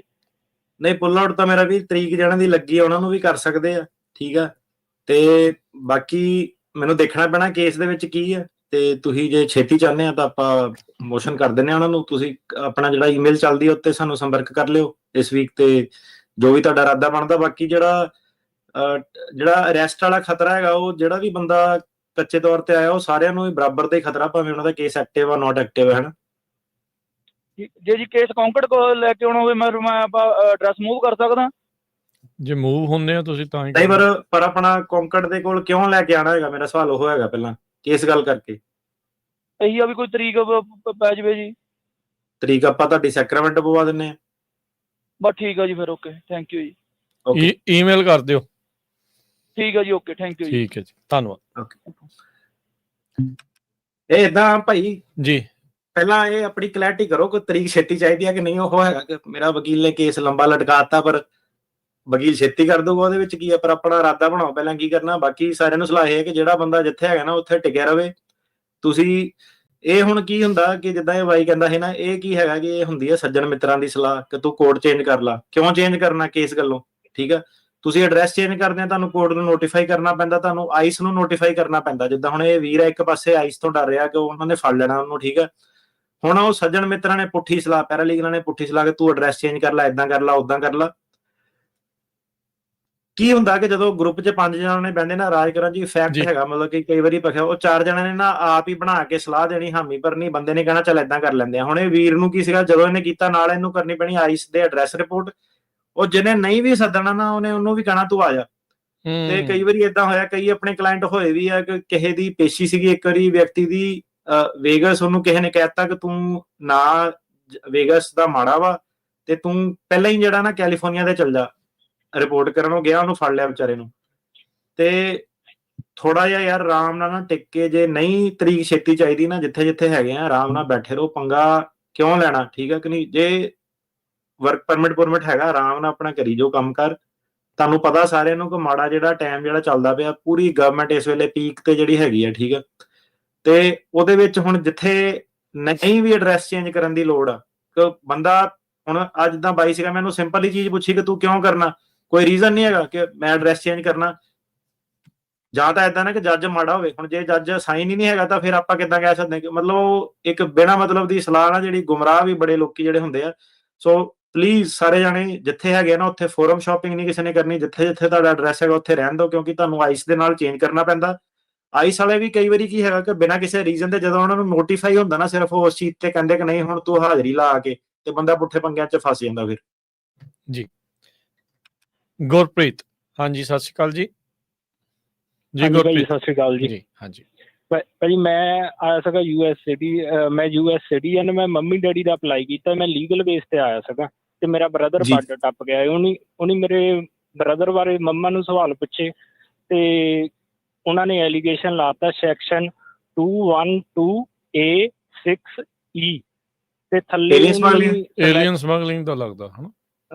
ਹਾਂਜੀ, ਏਲੀਅਨ ਸਮਗਲਿੰਗ ਦਾ। ਤੇ ਥੱਲੇ ਉਹਨੇ ਕੀਤਾ ਵੀ you are eligibility for waiver ground of ineligibility। So ਜੇ ਮੈਂ ਹੁਣ ਫਾਦਰ ਤੇ ਵੀ ਲਾਇਆ ਕਿ ਸਿਰਫ ਮਦਰ ਤੇ? ਦੋਨਾਂ ਤੇ ਲਾਤਾ। ਅੱਛਾ, ਇਹ ਭਾਜੀ ਐਕਚੁਅਲੀ 2 ਸਾਲ ਹੋ ਗਏ ਚੀਜ਼ ਨੂੰ ਚੱਲਦੇ ਹੋਏ ਨੂੰ, ਤੇ ਇਹ ਲਾਉਂਦੇ ਆ ਉਦਾਂ। ਜੇ ਤੁਸੀਂ ਪਹਿਲਾਂ ਹੁੰਦਾ ਨਾ, ਹੁਣ ਜਿਹਨਾਂ ਦੇ 2 ਨੰਬਰ 'ਚ ਕੋਈ ਵੀ ਆਇਆ, ਤੇ ਜ਼ਿਆਦਾਤਰ ਹੁਣ ਇਸ ਵੇਲੇ ਨਾ ਵੇਟ ਕਰਕੇ ਹੀ ਜਿਹੜਾ ਫਾਇਦਾ ਸੀਗਾ ਕਿ ਇਸ ਵੇਲੇ ਫੈਮਿਲੀ ਬੇਸਡ ਵਾਲੀ ਨਾ ਪਰਸੂ ਕੀਤਾ ਜਾਵੇ, ਠੀਕ ਆ। ਤੇ ਇਹਦੇ ਵਿੱਚ ਭਾਜੀ ਹੁਣ ਤੁਹਾਨੂੰ ਜਿਹੜਾ ਵੇਵਰ ਕਰਨਾ ਪੈਣਾ ਇਹੀ ਸਾਰਾ, ਤੇ ਇਨਐਡਮਿਸਿਬਿਲਟੀ ਵਾਲਾ, ਤੇ ਇਹੀ ਚੀਜ਼ ਜਿਹੜੀ ਪ੍ਰੈਜ਼ੈਂਟ ਕਰਨੀ ਪੈਣੀ ਆ। ਤੇ ਇਹਦੇ ਵਿੱਚ ਟਾਈਮ ਲੱਗ ਜਾਂਦਾ ਜੀ 3-4 ਸਾਲ। ਵੇਵਰ ਜੇ ਉਹ ਇੰਡੀਆ ਆ, ਜਾਨੀ ਕਿ ਜੇ ਇੱਥੋਂ ਆਪਾਂ ਅਪਲਾਈ ਕਰਦੇ ਹਾਂ ਉਹਦਾ ਸੇਮ ਹੀ ਪ੍ਰੋਸੈਸ ਟਾਈਮ ਹੈ ਵੀ ਜਿੱਦਾਂ ਇੱਥੇ ਵਾਲੇ ਨੂੰ ਉਨਾ ਟਾਈਮ ਲੱਗਦਾ, ਉਨਾ ਹੀ ਸੇਮ ਹੀ ਟਾਈਮ ਲੱਗਦਾ ਪਿਆ। ਇੱਥੋਂ ਹੀ ਫਾਈਲ ਕਰੋਗੇ ਭਾਜੀ, ਇੰਡੀਆ ਤਾਂ ਨਹੀਂ ਵੇਵਰ ਹੁੰਦੇ, ਇੱਥੋਂ ਦੀ ਅਪਰੂਵ ਹੋਗਾ ਫੇਰ ਹੀ ਜਾਊਗਾ ਅੱਗੇ। ਠੀਕ ਹੈ। ਜੇ ਮੰਨ ਲਓ ਜੇ ਉਹਨਾਂ ਨੇ 1 ਸਾਲ ਦਾ ਟਾਈਮ ਦਿੱਤਾ ਸੀ, ਜੇ ਸਾਲ ਦੇ ਵਿੱਚ ਨਹੀਂ ਅਪਲਾਈ ਕਰਦੇ ਤੇ ਆਪਾਂ ਦੁਬਾਰਾ ਗ੍ਰੀਨ ਕਾਰਡ ਲਈ ਭਰਾਂਗੇ ਤਾਂ ਉਹ ਪਹਿਲਾਂ ਵੇਵਰ ਆਪਾਂ ਨੂੰ ਅਪਲਾਈ ਕਰਨਾ ਪੈਣਾ। ਪਹਿਲਾਂ ਇਹ ਦੱਸੋ ਉਹ ਰੈਡੀ ਹੈਗੇ ਇੱਥੇ ਮੂਵ ਹੋਣ ਲਈ ਕਿ ਨਹੀਂ ਅਜੇ? ਉਹ ਤਾਂ ਰੈਡੀ ਹੈ ਇੰਡੀਆ ਤੋਂ ਮੂਵ ਹੋਣ ਲਈ। ਹਾਂਜੀ, ਫਿਰ ਤੁਸੀਂ ਏਦਾਂ ਕਰਨਾ ਕਿ ਜਿਹੜਾ ਆਪਣਾ ਕੇਸ ਤੁਹਾਡਾ ਚੱਲਦਾ ਨਾ, ਉਹ ਸਾਲ ਦੇ ਵਿੱਚ ਉਹਨਾਂ ਨੂੰ ਕੰਟੈਕਟ ਕਰਦੇ ਰਹਿਣਾ ਹਮੇਸ਼ਾ, ਤਾਂ ਕਿ ਉਹ ਕੇਸ ਤੁਹਾਡਾ ਖਾਰਜ ਨਾ ਕਰਨ। ਹਰ ਸਾਲ ਸਿਸਟਮ 'ਚ ਲੌਗਇਨ ਕਰਨਾ, ਉਹਨਾਂ ਨੂੰ ਇੱਕ ਈਮੇਲ ਪਾਣੀ ਕਿ ਮੇਰਾ ਕੇਸ ਜਿਹੜਾ ਕੰਟੀਨਿਊ ਕੀਤਾ ਜਾਵੇ। ਤੇ ਵੇਵਰ ਤੁਸੀਂ ਰਾਈਟ ਵੇ ਜਿਹੜੀ ਫਾਈਲ ਕਰ ਦਿਓ, ਕਿਉਂਕਿ ਉਹਨੂੰ ਵੀ ਟਾਈਮ ਲੱਗ ਜਾਂਦਾ। ਠੀਕ ਹੈ ਜੀ। ਓਕੇ, ਵੇਵਰ ਦੇ ਜੀ। ਕਿੰਨੇ ਕੁ ਪੈਸੇ ਤੁਸੀਂ ਜੇ ਫੀਸ ਚਾਰਜ ਕਰਦੇ ਜੇ ਤੁਹਾਤੋਂ ਕਰਾਉਣਾ? ਇਹ ਭਾਜੀ ਤੁਸੀਂ ਸਾਨੂੰ ਸਾਈਟ ਤੇ ਆ ਕੇ ਗੱਲ ਕਰੋ ਪੈਸੇ ਵਾਲੀ। ਆਫਿਸ 'ਚ ਕਰ ਲਿਓ ਕਾਲ। ਹਾਂ ਓਕੇ ਜੀ। ਅਗਲੇ ਕਾਲਰ ਨੇ ਅਮਨਦੀਪ। ਹਾਂਜੀ, ਸਤਿ ਸ਼੍ਰੀ ਅਕਾਲ ਸਰ। ਸਤਿ ਸ਼੍ਰੀ ਅਕਾਲ ਜੀ। ਮੇਰਾ ਸਵਾਲ ਇਹ ਸੀਗਾ, ਮੈਂ ਪੁੱਛਣਾ ਸੀ, ਮੇਰੇ ਮੰਮੀ ਡੈਡੀ ਜਿੱਦਾਂ ਟੂਰਿਸਟ ਵੀਜ਼ਾ ਤੇ ਆਏ ਹੋਏ ਆ, ਤੇ ਉਹਨਾਂ ਦਾ ਅਸੀਂ ਜਿੱਦਾਂ ਸਟੇ ਹੋਰ ਵਧਾਉਣੀ ਆ, ਤੇ ਉਹਨਾਂ ਦੇ ਜਿੱਦਾਂ ਪੈਸੇ ਚੱਕ ਹੋ ਗਏ ਆ, ਤੇ ਉਹਦੀ ਸਾਨੂੰ ਚਿੱਠੀ ਆ ਗਈ ਆ, ਤੇ ਉਸ ਤੋਂ ਬਾਅਦ 539 ਸਾਨੂੰ ਦੀ? ਕੋਈ ਚਿੱਠੀ। ਹਾਂਜੀ ਠੀਕ ਹੈ। ਤੇ ਹਾਂਜੀ, ਉਸ ਤੋਂ ਬਾਅਦ ਸਾਨੂੰ ਕੋਈ ਚਿੱਠੀ ਨਹੀਂ ਆਈ ਹੈਗੀ, ਤੇ ਜਿੱਦਾਂ ਹੁਣ ਜੇ ਉਹਨਾਂ ਨੇ ਵਾਪਸ ਜਾਣਾ ਹੈ ਜਾਂ ਦੁਬਾਰਾ ਵਾਪਸ ਇੱਥੇ ਆਉਣਾ, ਤਾਂ ਉਦੋਂ ਕੋਈ ਪ੍ਰੋਬਲਮ ਤਾਂ ਨਹੀਂ ਹੋਊਗੀ ਉਹਨਾਂ ਨੂੰ? ਉਹ ਮਤਲਬ ਓਵਰਸਟੇ ਕਰ ਗਏ ਆ, ਜਿਹੜੀ ਰਿਕੁਆਇਰਡ 6 ਮਹੀਨੇ ਦੀ ਡਿਊਰੇਸ਼ਨ ਸੀਗੀ, ਹੈਨਾ? ਨਹੀਂ, ਹੱਲੇ ਨਹੀਂ ਹਾਂਜੀ, ਹੱਲੇ 6 ਮਹੀਨੇ ਹੋ ਗਏ ਪੂਰੇ ਕਿ ਨਹੀਂ ਉਹਨਾਂ ਨੂੰ ਆਇਆ ਨੂੰ, ਕਿ ਵੱਧ ਹੋ ਗਏ? ਨਹੀਂ, ਹੱਲੇ ਨਹੀਂ ਹੋਏ ਜੀ, ਨਹੀਂ ਹੱਲੇ ਹੋਏ ਨਹੀਂ 6 ਮਹੀਨੇ। ਠੀਕ ਹੈ। ਹਾਂਜੀ ਹਾਂਜੀ, ਫਿਰ ਜੇ ਤਾਂ ਜੀ 6 ਮਹੀਨੇ ਜਿੰਨਾ ਟਾਈਮ ਉਹਨਾਂ ਨੂੰ ਰਹਿਣ ਲਈ ਦਿੱਤਾ ਸੀ, ਜਾਂ 6 ਮਹੀਨੇ ਦਿੱਤੇ ਸੀ, ਉਹਦੇ ਵਿੱਚ ਹੀ ਵਾਪਸ ਜਾਂਦੇ ਆ, ਫਿਰ ਨਹੀਂ ਕੋਈ ਪ੍ਰੋਬਲਮ ਆਣੀ। ਤੇ ਐਕਸਟੈਂਸ਼ਨ ਦਾ ਫਿਰ ਕੋਈ ਮਤਲਬ ਰਹਿ ਜਾਂਦਾ ਕਿ ਨਹੀਂ? ਨਹੀਂ, ਕੋਈ ਮਤਲਬ ਨਹੀਂ, ਉਹ ਤਾਂ ਬੰਦਾ ਜੇ ਟਾਈਮ ਸਿਰ ਹੀ ਮੁੜ ਗਿਆ ਫਿਰ ਕੋਈ ਚੱਕਰ ਨਹੀਂ। ਠੀਕ ਹੈ। ਤੇ ਜਿੱਦਾਂ ਹੁਣ ਇਹਨਾਂ ਨੇ ਅਪਲਾਈ ਕੀਤਾ, ਪੈਸੇ ਵੀ ਚੱਕ ਹੋ ਗਏ ਆ, ਸੋ ਬੈਸਟ ਕੋਰਸ ਕੀ ਹੁੰਦਾ? ਵੇਟ ਕਰਨੀ ਚਾਹੀਦੀ ਵੀ ਉਹਨਾਂ ਦਾ ਅਪਰੂਵਲ ਜਾਂ ਰਿਜੈਕਸ਼ਨ ਆਵੇ? ਨਹੀਂ, ਮੇਰੇ ਹਿਸਾਬ ਨਾਲ ਅੱਜ ਦੀ ਡੇਟ ਤੇ, ਕਿਉਂਕਿ ਜਿਹੜਾ ਤੁਸੀਂ ਜਦੋਂ ਫਾਈਲ ਕਰਦੇ ਆ ਨਾ, ਉਹ ਤੁਹਾਨੂੰ ਸਟੇਟਸ ਨਹੀਂ ਦਿੰਦਾ ਹੈਗਾ ਪੈਂਡਿੰਗ ਐਪਲੀਕੇਸ਼ਨ। ਠੀਕ ਹੈ। ਸਾਰੇ ਲੋਕਾਂ ਨੂੰ ਜਿਹੜਾ ਸੀਗਾ 6 ਮਹੀਨੇ ਦੇ ਵਿੱਚ ਹੀ ਵਾਪਸ ਜਿਹੜਾ ਜਾਣਾ ਚਾਹੀਦਾ, ਤਾਂ ਕਿ ਵੀਜ਼ਾ ਖਰਾਬ ਨਾ ਹੋਵੇ, ਕਿਉਂਕਿ ਅਗਲੀ ਵਾਰੀ ਜਿਹੜਾ ਇੱਕ ਚੀਜ਼ ਇਹ ਹੈ ਕਿ ਐਕਸਟੈਂਸ਼ਨ ਨਾ ਫਾਈਲ ਕਰੋ, ਵੀਜ਼ਾ ਖਰਾਬ ਨਾ ਕਰੋ ਆਪਣਾ। ਜਿੰਨਾ ਟਾਈਮ ਦਿੰਦੇ ਆ ਉਹ ਆ ਕੇ ਵਾਪਸ ਜਾਓ, ਇੰਡੀਆ 'ਚ ਚੰਗਾ ਖਾਸਾ ਟਾਈਮ ਵਾਪਸ ਰਹਿ ਕੇ ਵਾਪਸ ਆਓ, ਕਿਉਂਕਿ ਜਦੋਂ ਬੰਦਾ ਬਾਰ-ਬਾਰ ਵੀ ਜਿਹੜਾ ਚੱਕਰ ਮਾਰਦਾ ਨਾ, ਉਹਦੇ ਵੀ ਵੀਜ਼ੇ ਜਿਹੜੇ ਖਰਾਬ ਕਈ ਵਾਰੀ ਕਰ ਦਿੰਦੇ ਆ ਕਿ ਤੁਸੀਂ ਇੰਨੀ ਦੇਰ ਕਿਉਂ ਅਮਰੀਕਾ 'ਚ ਰਹਿ ਰਹੇ ਆ। ਸੋ ਜਿਹੜਾ ਆਪਣਾ ਵੀਜ਼ਾ ਸੀਗਾ, ਹੁਣ ਜਿਹੜਾ ਟਾਈਮ ਚੱਲਦਾ ਵਾ, ਸਹੀ ਤਰੀਕੇ ਨਾਲ ਉਹਨੂੰ ਯੂਜ਼ ਕਰੋ। ਜਿਹੜਾ ਵਿਜ਼ਿਟ ਕਰਨ ਦਾ ਮਕਸਦ ਹੈਗਾ ਬਸ ਉਨਾ ਕਰੋ, ਉਹਦੇ ਵਿੱਚ ਥੋੜਾ ਟਾਈਮ ਇੱਥੇ ਤੇ ਜ਼ਿਆਦਾ ਟਾਈਮ ਜਿਹੜਾ ਆਪਣੀ ਕੰਟਰੀ ਰਹਿਣਾ ਏਦਾਂ। ਠੀਕ ਹੈ ਜੀ, ਥੈਂਕ ਯੂ। ਗੁਰਕੀਰਤ। ਹਾਂਜੀ, ਸਤਿ ਸ਼੍ਰੀ ਅਕਾਲ ਭਾਜੀ। ਸਤਿ ਸ਼੍ਰੀ ਅਕਾਲ ਜੀ। ਹਾਂਜੀ ਭਾਜੀ, ਮੇਰਾ ਸਵਾਲ ਇਹ ਹੈਗਾ ਕਿ ਲਾਸਟ ਈਅਰ ਨਾ ਮੈਨੂੰ ਆਈਸ ਨੇ ਇੱਕ ਲੈਟਰ ਦਿੱਤਾ ਸੀ ਕਿ ਮੇਰੀ ਹੀਅਰਿੰਗ ਆ ਨਾ ਇਮੀਗ੍ਰੇਸ਼ਨ ਕੋਰਟ 'ਚ ਸ਼ਿਕਾਗੋ। ਹਾਂਜੀ। ਤੇ ਹਾਂਜੀ ਭਾਜੀ, ਜਦੋਂ ਮੈਂ ਆਪਣਾ ਇਹ ਨੰਬਰ ਸਰਚ ਕਰਦਾ ਨਾ ਆਨਲਾਈਨ ਉਹਨਾਂ ਦੀ ਵੈਬਸਾਈਟ ਤੇ ਜਿਹੜਾ ਉਹਨਾਂ ਦਾ ਨੰਬਰ ਹੁੰਦਾ ਹੈ, ਬਟ ਉੱਤੇ ਫਿਰ ਕੋਈ ਡੇਟਾ ਸ਼ੋ ਨਹੀਂ ਕਰਦੇ ਪਏ, ਨਾ ਮੇਰਾ ਨਾਮ ਸ਼ੋ ਹੁੰਦਾ ਹੈ ਤੇ ਨਾ ਮੇਰਾ ਉਹ ਇੱਕ ਕੇਸ, ਕਹਿੰਦੇ ਨੋ ਕੇਸ ਫਾਊਂਡ ਔਨ ਦਿਸ ਇਹ ਨੰਬਰ। ਤੋਂ ਮੇਰਾ ਮੈਨੂੰ ਜਾਣਾ ਪਵੇਗਾ ਭਾਜੀ ਕਿ ਨਹੀਂ ਉੱਥੇ ਕੋਰਟ 'ਚ? ਤੁਸੀਂ ਭਾਜੀ ਵਕੀਲ ਕੀਤਾ ਹੋਇਆ? ਨਹੀਂ ਭਾਈ, ਮੇਰੇ ਕੋ ਨਾ ਮੇਰਾ ਗਾਰਡੀਅਨਸ਼ਿਪ ਅਪਰੂਵ ਹੋ ਗਿਆ ਸੀ ਤੇ ਮੇਰਾ ਉਹੀ ਸੀ ਮੇਰੇ ਕੋਲ, ਹਲੇ ਮੈਂ ਅਸਾਈਲਮ ਦਾ ਨਹੀਂ ਕੀਤਾ ਹੈਗਾ ਕੋਈ। ਤੁਸੀਂ 2 ਨੰਬਰ 'ਚ ਆਏ ਸੀਗੇ? ਹਾਂਜੀ ਭਾਈ, ਫੜੇ ਗਏ ਗਾਰਡੀਅਨਸ਼ਿਪ ਦਾ ਕੇਸ ਨਹੀਂ। ਹਾਂਜੀ, ਫੜੇ ਗਏ ਸੀ ਬੋਰਡਰ ਦੇ। ਹਾਂਜੀ ਹਾਂਜੀ। ਸੋ ਤੁਹਾਨੂੰ ਐਨਟੀਏ ਇਸ਼ੂ ਕੀਤਾ ਨਾ ਉਹਨਾਂ ਨੇ? ਹਾਂਜੀ, ਬਟ ਮੇਰਾ ਉੱਤੇ ਸ਼ੋ ਨਹੀਂ ਹੁੰਦਾ ਹੈਗਾ ਨਾ, ਉਹ ਜਿਹੜਾ ਉਹਨਾਂ ਦੀ ਇਹ ਨੰਬਰ ਦੀ ਵੈਬਸਾਈਟ ਹੁੰਦੀ ਜਿੱਥੇ ਤੁਸੀਂ ਸਰਚ ਕਰ ਸਕਦੇ ਕਿ ਤੁਹਾਡੀ ਕੋਰਟ ਹੀਅਰਿੰਗ ਕਦੋਂ ਆ। ਤੁਸੀਂ ਭਾਜੀ ਜਿਹੜਾ ਗਾਰਡੀਅਨ ਵਾਲੇ ਜਿਹੜਾ ਵੀ ਤੁਹਾਡਾ ਵਕੀਲ ਹੈਗਾ ਨਾ, ਤੁਸੀਂ ਉਹਨਾਂ ਇੱਕ ਵਾਰੀ ਪਹਿਲਾਂ ਕੰਟੈਕਟ ਕਰੋ, ਇਹ ਮੇਕ ਸ਼ੋਰ ਕਰਨਾ ਕਿ ਜਿਹੜਾ ਤੁਹਾਡਾ ਐਨਟੀਏ ਹੈਗਾ ਉਹ ਫਾਈਲ ਹੋਇਆ ਸੀਗਾ ਕਿ ਨਹੀਂ ਹੋਇਆ ਸੀਗਾ, ਨੋਟਿਸ ਟੂ ਅਪੀਅਰ। ਉਹ ਵਕੀਲ ਤੁਹਾਡਾ ਜਿਹੜਾ ਸੀਗਾ ਪਤਾ ਕਰਕੇ ਦੱਸ ਸਕਦਾ ਕਿ ਇਹ ਐਕਚੁਅਲ 'ਚ ਫਾਈਲ ਹੋਇਆ ਕਿ ਨਹੀਂ ਹੋਇਆ, ਕਿ ਤੁਹਾਨੂੰ ਜਾਣ ਦੀ ਲੋੜ ਆ ਕਿ ਨਹੀਂ ਜਾਣ ਦੀ ਲੋੜ ਆ। ਪਰ ਇਹਦੇ ਵਿੱਚ ਤੁਸੀਂ ਜਿਹੜਾ ਸੀਗਾ, ਜੇ ਤੁਹਾਡਾ ਐਨਟੀਏ ਇੱਕ ਵਾਰੀ ਉਹਨਾਂ ਨੇ ਤੁਹਾਨੂੰ ਦੱਸਤਾ ਨਾ, ਤੁਸੀਂ ਇਹਦੇ ਵਿੱਚ ਪਹਿਲੀ ਗੱਲ ਇਹ ਹੈਗੀ ਕਿ ਜਿਹੜਾ ਆਪਣਾ ਗਾਰਡੀਅਨ ਵਾਲਾ ਹੀ ਲਾਇਰ ਹੈਗਾ ਨਾ, ਇਹਨੂੰ ਫੜ ਲਓ ਤੇ ਇਹਨੂੰ ਤੁਸੀਂ ਆਪਣਾ ਜਿਹੜਾ ਅਸਾਈਲਮ ਵਾਲਾ ਕੇਸ ਵੀ ਦਿਓ। ਹਾਂਜੀ ਹਾਂਜੀ, ਠੀਕ ਹੈ। ਤੋ ਉਹਨਾਂ ਕੋਈ ਭਾਈ ਪਤਾ ਲੱਗ ਗਿਆ, ਤੁਸੀਂ ਨਹੀਂ ਕੁਝ ਦੱਸ ਸਕਦੇ? ਨਹੀਂ, ਅਸੀਂ ਦੱਸ ਸਕਦੇ ਹਾਂ ਭਾਜੀ, ਸਾਨੂੰ ਵੀ ਦੇਖ ਕੇ ਪਤਾ ਲੱਗਣਾ। ਹੁਣ ਤੁਸੀਂ ਸਾਨੂੰ ਕੰਟੈਕਟ ਕਰ ਲਓ ਜਾਂ ਉਹਨੂੰ ਕੰਟੈਕਟ ਕਰ ਲਓ, ਕਿਸੇ ਨੂੰ ਕਰੋ ਕੰਟੈਕਟ। ਠੀਕ ਹੈ ਭਾਜੀ। ਠੀਕ ਹੈ ਜੀ, ਮਿਹਰਬਾਨੀ ਜੀ। ਠੀਕ ਹਾਂਜੀ ਜੀ। ਜਤਿੰਦਰ। ਇੱਕ ਯਾਰ ਪਲੀਜ਼ ਗਾਰਡੀਅਨਸ਼ਿਪ ਵਾਲੇ ਹੈਗੇ ਨਾ ਯਾਰ, ਆਪਣੇ ਜਿਹੜਾ ਵਕੀਲ ਹੈਗਾ ਨਾ ਗਾਰਡੀਅਨ ਵਾਲਾ, ਉਹਨੂੰ ਜਿਹੜਾ ਸੀਗਾ ਕੱਲੇ ਗਾਰਡੀਅਨ ਨੇ ਹੱਲ ਨਹੀਂ ਜਿਹੜਾ ਕਰਨਾ। ਤਰੀਕ ਕੋਈ ਮਿਸ ਹੋ ਗਈ, ਜਿੱਦਾਂ ਸਕੈਜੂਲਿੰਗ ਆਰਡਰ ਮਿਸ ਹੋ ਗਿਆ ਜਾਂ ਕੁਝ ਹੋ ਗਿਆ, ਕਈ ਵਾਰੀ ਕੇਸ ਦੇ ਵਿੱਚ ਹੋਰ ਕਈ ਚੀਜ਼ਾਂ ਹੁੰਦੀਆਂ, ਕਿਉਂਕਿ ਅੱਜ ਕੱਲ ਇਲੈਕਟ੍ਰੋਨਿਕ ਜਿਹੜੇ ਸਾਰੇ ਉਹ ਘਰੇ ਚਿੱਠੀ ਪੱਤਰ ਨਹੀਂ ਪਾਉਂਦੇ, ਈ ਕੈਸ਼ ਕੇਸ ਹੈਗੇ ਆ, ਤੇ ਇਲੈਕਟ੍ਰੋਨਿਕ ਵਗੈਰਾ ਨੋਟਿਸ ਜਿਹੜੇ ਉਹਨਾਂ ਨੇ ਕਰਨੇ ਆ। ਤੇ ਤੁਹਾਡੇ ਕੋਲ ਕੋਈ ਚੀਜ਼ ਜਿਹੜੀ ਮਿਸ ਹੋ ਗਈ, ਤੁਸੀਂ ਗਾਰਡੀਅਨ ਦੀ ਵੇਟ ਕਰਦੇ ਰਹਿਣਾ, ਉਧਰੋਂ ਕੋਰਟ ਨੇ ਜਿਹੜਾ ਸੀਗਾ ਰਿਮੂਵਲ ਲਾ ਦੇਣੀ, ਜਿਹਨਾਂ ਦੇ ਵੀ ਕੇਸ ਜਿਹੜੇ ਕੋਰਟ ਚੱਲਦੇ ਆ 2 ਨੰਬਰ 'ਚ ਜਿਹੜਾ ਆਇਆ ਸੀਗਾ, ਫੜਿਆ ਗਿਆ ਬੰਦਾ, ਉਹ ਹਰੇਕ ਬੰਦੇ ਕੋਲ ਇਸ ਵੇਲੇ ਵਕੀਲ ਜਿਹੜਾ ਹੋਣਾ ਚਾਹੀਦਾ, ਠੀਕ ਆ, ਜਿਹੜਾ ਵੀ ਬੰਦਾ ਹੈਗਾ। ਤੇ ਉਹ ਗਲਤੀ ਨਾ ਕਰਿਓ, ਠੀਕ ਹੈ। ਜਿੱਦਾਂ ਹੁਣ ਬਾਈ ਹੈ ਨਾ, ਇਹ ਮੈਨੂੰ ਨਹੀਂ ਪਤਾ ਇਹਦਾ ਕੀ ਸੀਨ ਚੱਲਦਾ ਕਿ ਇਹਨੇ ਕਿਉਂ ਨਹੀਂ ਵਕੀਲ ਨਾਲ ਆਪਣੇ ਨਾਲ ਗੱਲ ਕੀਤੀ ਆ, ਤੇ ਇਹਨੂੰ ਇਹੀ ਨਹੀਂ ਪਤਾ ਕਿ ਤਰੀਕ ਹੈਗੀ ਆ ਕਿ ਨਹੀਂ ਹੈਗੀ ਆ, ਕੇਸ ਇਹਦਾ ਐਕਟਿਵ ਹੈਗਾ ਕਿ ਨਹੀਂ ਹੈਗਾ। ਸੋ ਇਹ ਹੁਣ ਜਿਹੜਾ ਸੀਗਾ ਟਾਈਮ ਇਸ ਚੀਜ਼ ਦੇ ਲਈ ਨਹੀਂ ਹੈਗਾ ਕਿ ਬੰਦੇ ਨੂੰ ਪਤਾ ਹੀ ਨਾ ਹੋਵੇ ਕੇਸ ਦਾ ਕੀ ਚੱਲਦਾ, ਤੁਰੰਤ ਜਿਹੜਾ ਕਰੋ। ਤੇ ਰਾਜਗਰਨ ਜੀ ਇਹਦੇ ਚ ਆਪਾਂ ਦੇਖਦੇ ਹਾਂ ਕਿ ਵਾਕਈ ਜਿਹੜਾ ਇਦਾਂ ਹੈਗਾ ਕਿ ਲੋਕਾਂ ਨੂੰ ਕਈ ਵਾਰੀ ਐਂ ਹੀ ਲੱਗਦਾ ਕਿ ਗਾਰਡੀਅਨਸ਼ਿਪ ਨੇ ਜਿਹੜੀ ਸੀਗੀ ਬੇੜੀ ਬੰਨੇ ਲਾ ਹੀ ਦੇਣੀ ਹੈ, ਕਿਉਂਕਿ ਉਹਦੀ ਵੇਟ ਹੈਗੀ ਆ 5-6 ਸਾਲ ਗ੍ਰੀਨ ਕਾਰਡ ਤੱਕ ਪਹੁੰਚਣ ਦੀ, ਤੇ ਉਹਦੇ ਵਿੱਚ ਹੀ ਜਿਹੜਾ ਸੀਗਾ ਸਾਰਾ ਜਿਹੜਾ ਡੀਪੋਰਟੇਸ਼ਨ ਵਗੈਰਾ ਲੋਕਾਂ ਤੇ ਲੱਗ ਜਾਂਦੀ ਹੈ। ਸੋ ਉਹ ਪਲੀਜ਼ ਆਪਣਾ ਜਿਹੜਾ ਸੀ ਨਾ ਵਕੀਲ ਦੇ ਥਰੂ ਆਪਣਾ ਇੰਸਪੈਕਟ ਕਰਾਓਗੇ ਕੀ ਚੱਲਦਾ। ਠੀਕ ਹੈ ਜੀ। ਹਾਂਜੀ, ਆਪਣੇ ਅਗਲੇ ਕਾਲਰ ਜੁੜੇ ਹੋਏ ਨੇ ਜਤਿੰਦਰ। ਹਾਂਜੀ, ਕੀ ਸਵਾਲ ਹੈ ਜੀ? ਹਾਂਜੀ ਭਾਈ, ਸਤਿ ਸ਼੍ਰੀ ਅਕਾਲ ਜੀ। ਸਤਿ ਸ਼੍ਰੀ ਅਕਾਲ ਜੀ। ਮੈਂ ਸ਼ਿਕਾਗੋ ਤੋਂ ਬੋਲਦਾ ਜੀ। ਮੈਂ ਪਹਿਲਾਂ ਵੀ ਇੱਕ ਵਾਰੀ ਕਰਿਆ ਸੀ ਫੋਨ 4-5 ਮਹੀਨੇ ਪਹਿਲਾਂ। ਜੀ ਤੇ ਮੇਰੀ 9.5 ਸਾਲ ਬਾਅਦ ਪੇਸ਼ੀ ਆਈ ਸੀ, ਮੈਂ ਸਿੱਧਾ ਹੀ ਆਇਆ ਸੀਗਾ ਜੀ ਜੀ। ਤੇ ਹਾਂਜੀ, ਪਹਿਲਾਂ ਮੈਂ ਆਪਣੇ ਮੇਰੀ ਆਈ ਸੀ ਜੀ ਮਈ ਚ ਜੀ ਪੇਸ਼ੀ। ਸਵਾਲ ਪੁੱਛ ਲਿਓ। ਹਾਂਜੀ, ਸਟੋਰੀ ਦੇ ਨਾਲ ਨਾ ਸਵਾਲ ਪੁੱਛੋ ਜਿਹੜਾ ਮੇਨ ਆ। ਹਾਂਜੀ, ਸਵਾਲ ਇਹ ਪੁੱਛਣਾ ਜੀ, ਉਦੋਂ ਮੇਰੀ ਸਰਜਰੀ ਹੋਈ ਸੀ, ਮੈਂ ਤੁਸੀਂ ਕਿਹਾ ਸੀ ਮੈਂ ਅੱਗੇ ਕਰਤਾ ਸੀ, ਕੋਰਟ ਨੇ ਮੇਰਾ ਕੇਸ, ਤੇ ਉਹ ਅਕਤੂਬਰ ਮੇਰੀ 27 ਨੂੰ ਹੁਣ ਦੁਬਾਰੇ ਪੇਸ਼ੀ ਹੋਈ ਸੀਗੀ। ਤੇ ਉਹਨਾਂ ਨੇ ਕੇਸ ਤਾਂ ਪਾਸ ਨਹੀਂ ਕੀਤਾ ਕਿ ਕੋਰਟ 'ਚ ਭੇਜਤਾ ਜੀ ਕੇਸ ਕਿ ਤੂੰ ਸਿੱਧਾ ਆਇਆ ਸੀਗਾ, ਇਸ ਕਰਕੇ ਤੇਰਾ ਜਿੱਦਾਂ ਸਾਨੂੰ ਤੂੰ ਵਾਪਸ ਜਾਵੇਂਗਾ, ਸਾਨੂੰ ਕੋਈ ਲੱਗਦਾ ਨਹੀਂ ਵੀ ਤੈਨੂੰ ਖਤਰਾ ਕੋਈ। ਤੇ ਹੁਣ ਜੂਨ ਦੀ 10 ਡੇਟ ਦਿੱਤੀ। ਮੈਂ ਵੈਸੇ ਮੇਰੀ ਸਰਜਰੀ ਹੋਈ ਹੈ, ਮੈਂ ਤੁਰ ਫਿਰ ਨਹੀਂ ਸਕਦਾ, ਮੇਰੇ ਤੋਂ ਯਾਨੀ ਮੇਰੇ ਲੱਤਾਂ ਤੇ ਵਜਨ ਨਹੀਂ ਆਉਂਦਾ ਹੈਗਾ ਸਰਜਰੀ ਤੋਂ ਬਾਅਦ। ਹਾਂਜੀ ਭਾਜੀ, ਤਰੀਕ ਪੇਸ਼ ਕਰਨੀ ਪੈਣੀ ਹੈਗੀ। ਉਹ ਤੁਸੀਂ ਦੇਖੋ, ਉਹ ਤੁਸੀਂ ਅਵੋਇਡ ਨਹੀਂ ਕਰ ਸਕਦੇ ਹੈਗੇ। ਮੈਨੂੰ ਪਿਛਲੀ ਵਾਰੀ ਤੁਹਾਡਾ ਯਾਦ, ਤੁਸੀਂ ਲਾਇਰ ਨਹੀਂ ਕੀਤਾ ਸੀਗਾ ਨਾ ਅਸਾਈਲਮ ਆਫਿਸ, ਤੁਹਾਨੂੰ ਉਦੋਂ ਕਿਹਾ ਸੀਗਾ ਲਾਇਰ ਕਰੋ ਤੁਸੀਂ। ਹਾਂ ਕਰ ਲਿਆ ਸੀਗਾ ਜੀ, ਲਾਇਰ ਕਰ ਲਿਆ ਸੀ। ਬਸ ਫਿਰ ਆਪਣਾ ਜਿਹੜਾ ਕੋਰਟ ਵਾਲਾ ਵੀ ਹੈਗਾ ਨਾ, ਇਦਾਂ ਹੀ ਲਾਇਰ ਕਰਕੇ ਤੇ ਉਹਦੀ ਤਰੀਕਾਂ ਦੇ ਵਿੱਚ ਪੈਣਾ। ਉਹਦੇ ਵਿੱਚ ਤੁਸੀਂ ਇਹ ਨਾ ਸੋਚਿਓ ਕਿ ਮੈਡੀਕਲ ਦੇ ਕਰਕੇ ਉਹਨਾਂ ਨੇ ਤੁਹਾਨੂੰ ਕੋਈ ਛੋਟ ਦੇ ਦੇਣੀ ਹੈ। ਉਹ ਬਸ ਤਰੀਕ ਉਹ ਗਾਂਹ ਪਿਛਾਂ ਕਰ ਸਕਦੇ ਆ। ਉਹ ਵੈਬਐਕਸ ਰਾਹੀਂ, ਕੰਪਿਊਟਰ ਰਾਹੀਂ ਜਿਹੜੀ ਤੁਹਾਡੀ ਅਰਜੀ ਐਕਸੈਪਟ ਕਰ ਸਕਦੇ ਆ ਕਿ ਮੈਂ ਆ ਨਹੀਂ ਸਕਦਾ ਜਾਂ ਮੈਨੂੰ ਵੈਬਐਕਸ ਦਿੱਤੀ ਜਾਵੇ, ਆਪਣੀ ਮੋਸ਼ਨ ਤੁਸੀਂ ਫਾਈਲ ਕਰ ਸਕਦੇ ਆ, ਪਰ ਕੇਸ ਤੁਹਾਨੂੰ ਲੜਨਾ ਹੀ ਪੈਣਾ। ਨਹੀਂ ਕੇਸ ਤੇ ਤਾਂ ਮੈਂ ਜਾਊਂਗਾ ਜੀ। ਮੈਂ ਪੁੱਛ ਰਿਹਾ ਸੀ ਕਿ ਵੀ ਉੱਥੇ ਕੋਈ ਨਾ ਉਹ ਤਾਂ ਨਹੀਂ ਕਿ ਸੇਮ ਡੇ ਤਾਂ ਨਹੀਂ ਫੜ ਸਕਦੇ ਕਿ ਹਾਲ ਤਾਂ ਜੂਨ 'ਚ ਹੈ ਵੈਸੇ।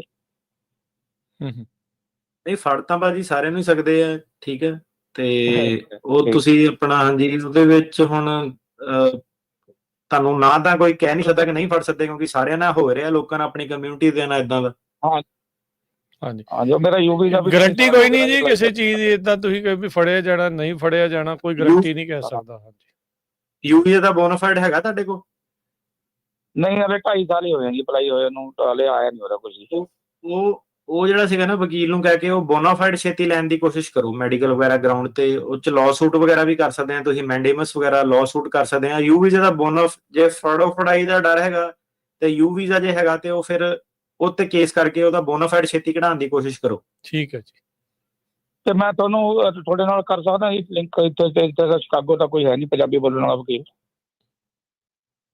ਹਾਂਜੀ ਕਰ ਸਕਦੇ ਆ, ਪਰ ਜਿਹੜਾ ਮੈਂਡੇਮਸ ਵਗੈਰਾ ਉਹ ਤੁਹਾਨੂੰ ਲੋਕਲੀ ਵਕੀਲ ਕਰਨਾ ਪੈਣਾ।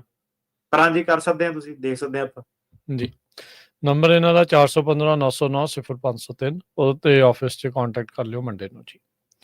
ਆਪਣੇ ਅਗਲੇ ਕਾਲਰ ਨੇ ਸੁਖਵਿੰਦਰ।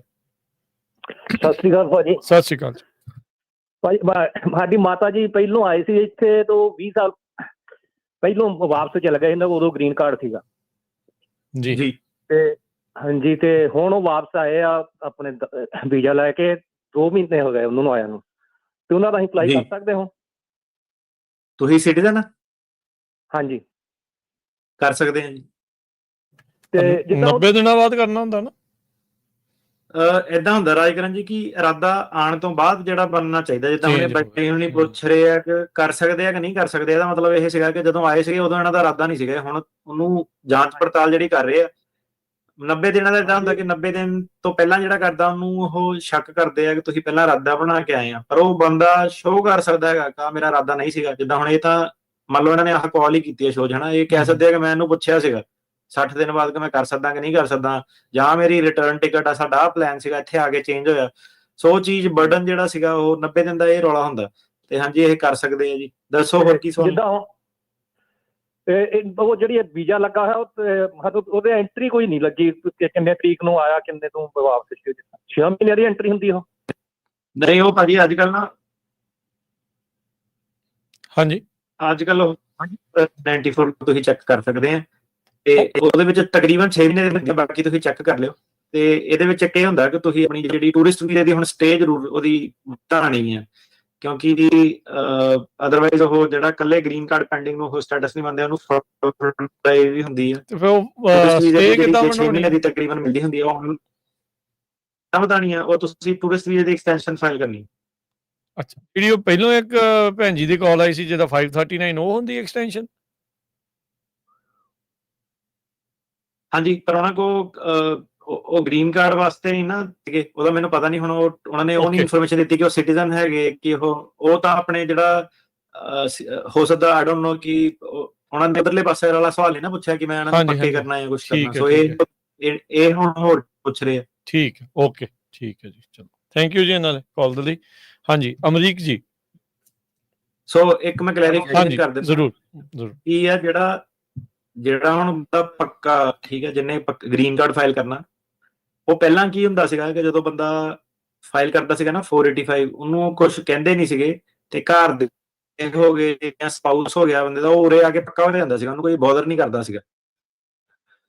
ਹੁਣ ਇਹਨਾਂ ਨੇ ਕਰਨਾ ਸ਼ੁਰੂ ਕੀਤਾ, ਇਹਨਾਂ ਨੇ ਕਿਹਾ ਕਿ ਜਦੋਂ ਤੁਹਾਡਾ ਗ੍ਰੀਨ ਕਾਰਡ ਪੈਂਡਿੰਗ ਹੁੰਦਾ, ਉਹਨੂੰ ਆਪਾਂ ਸਟੇਟਸ ਨਹੀਂ ਮੰਨਦੇ, ਉਹਨੂੰ ਇਹ ਪ੍ਰੋਬਲਮ ਦੇ ਦਿੰਦੇ।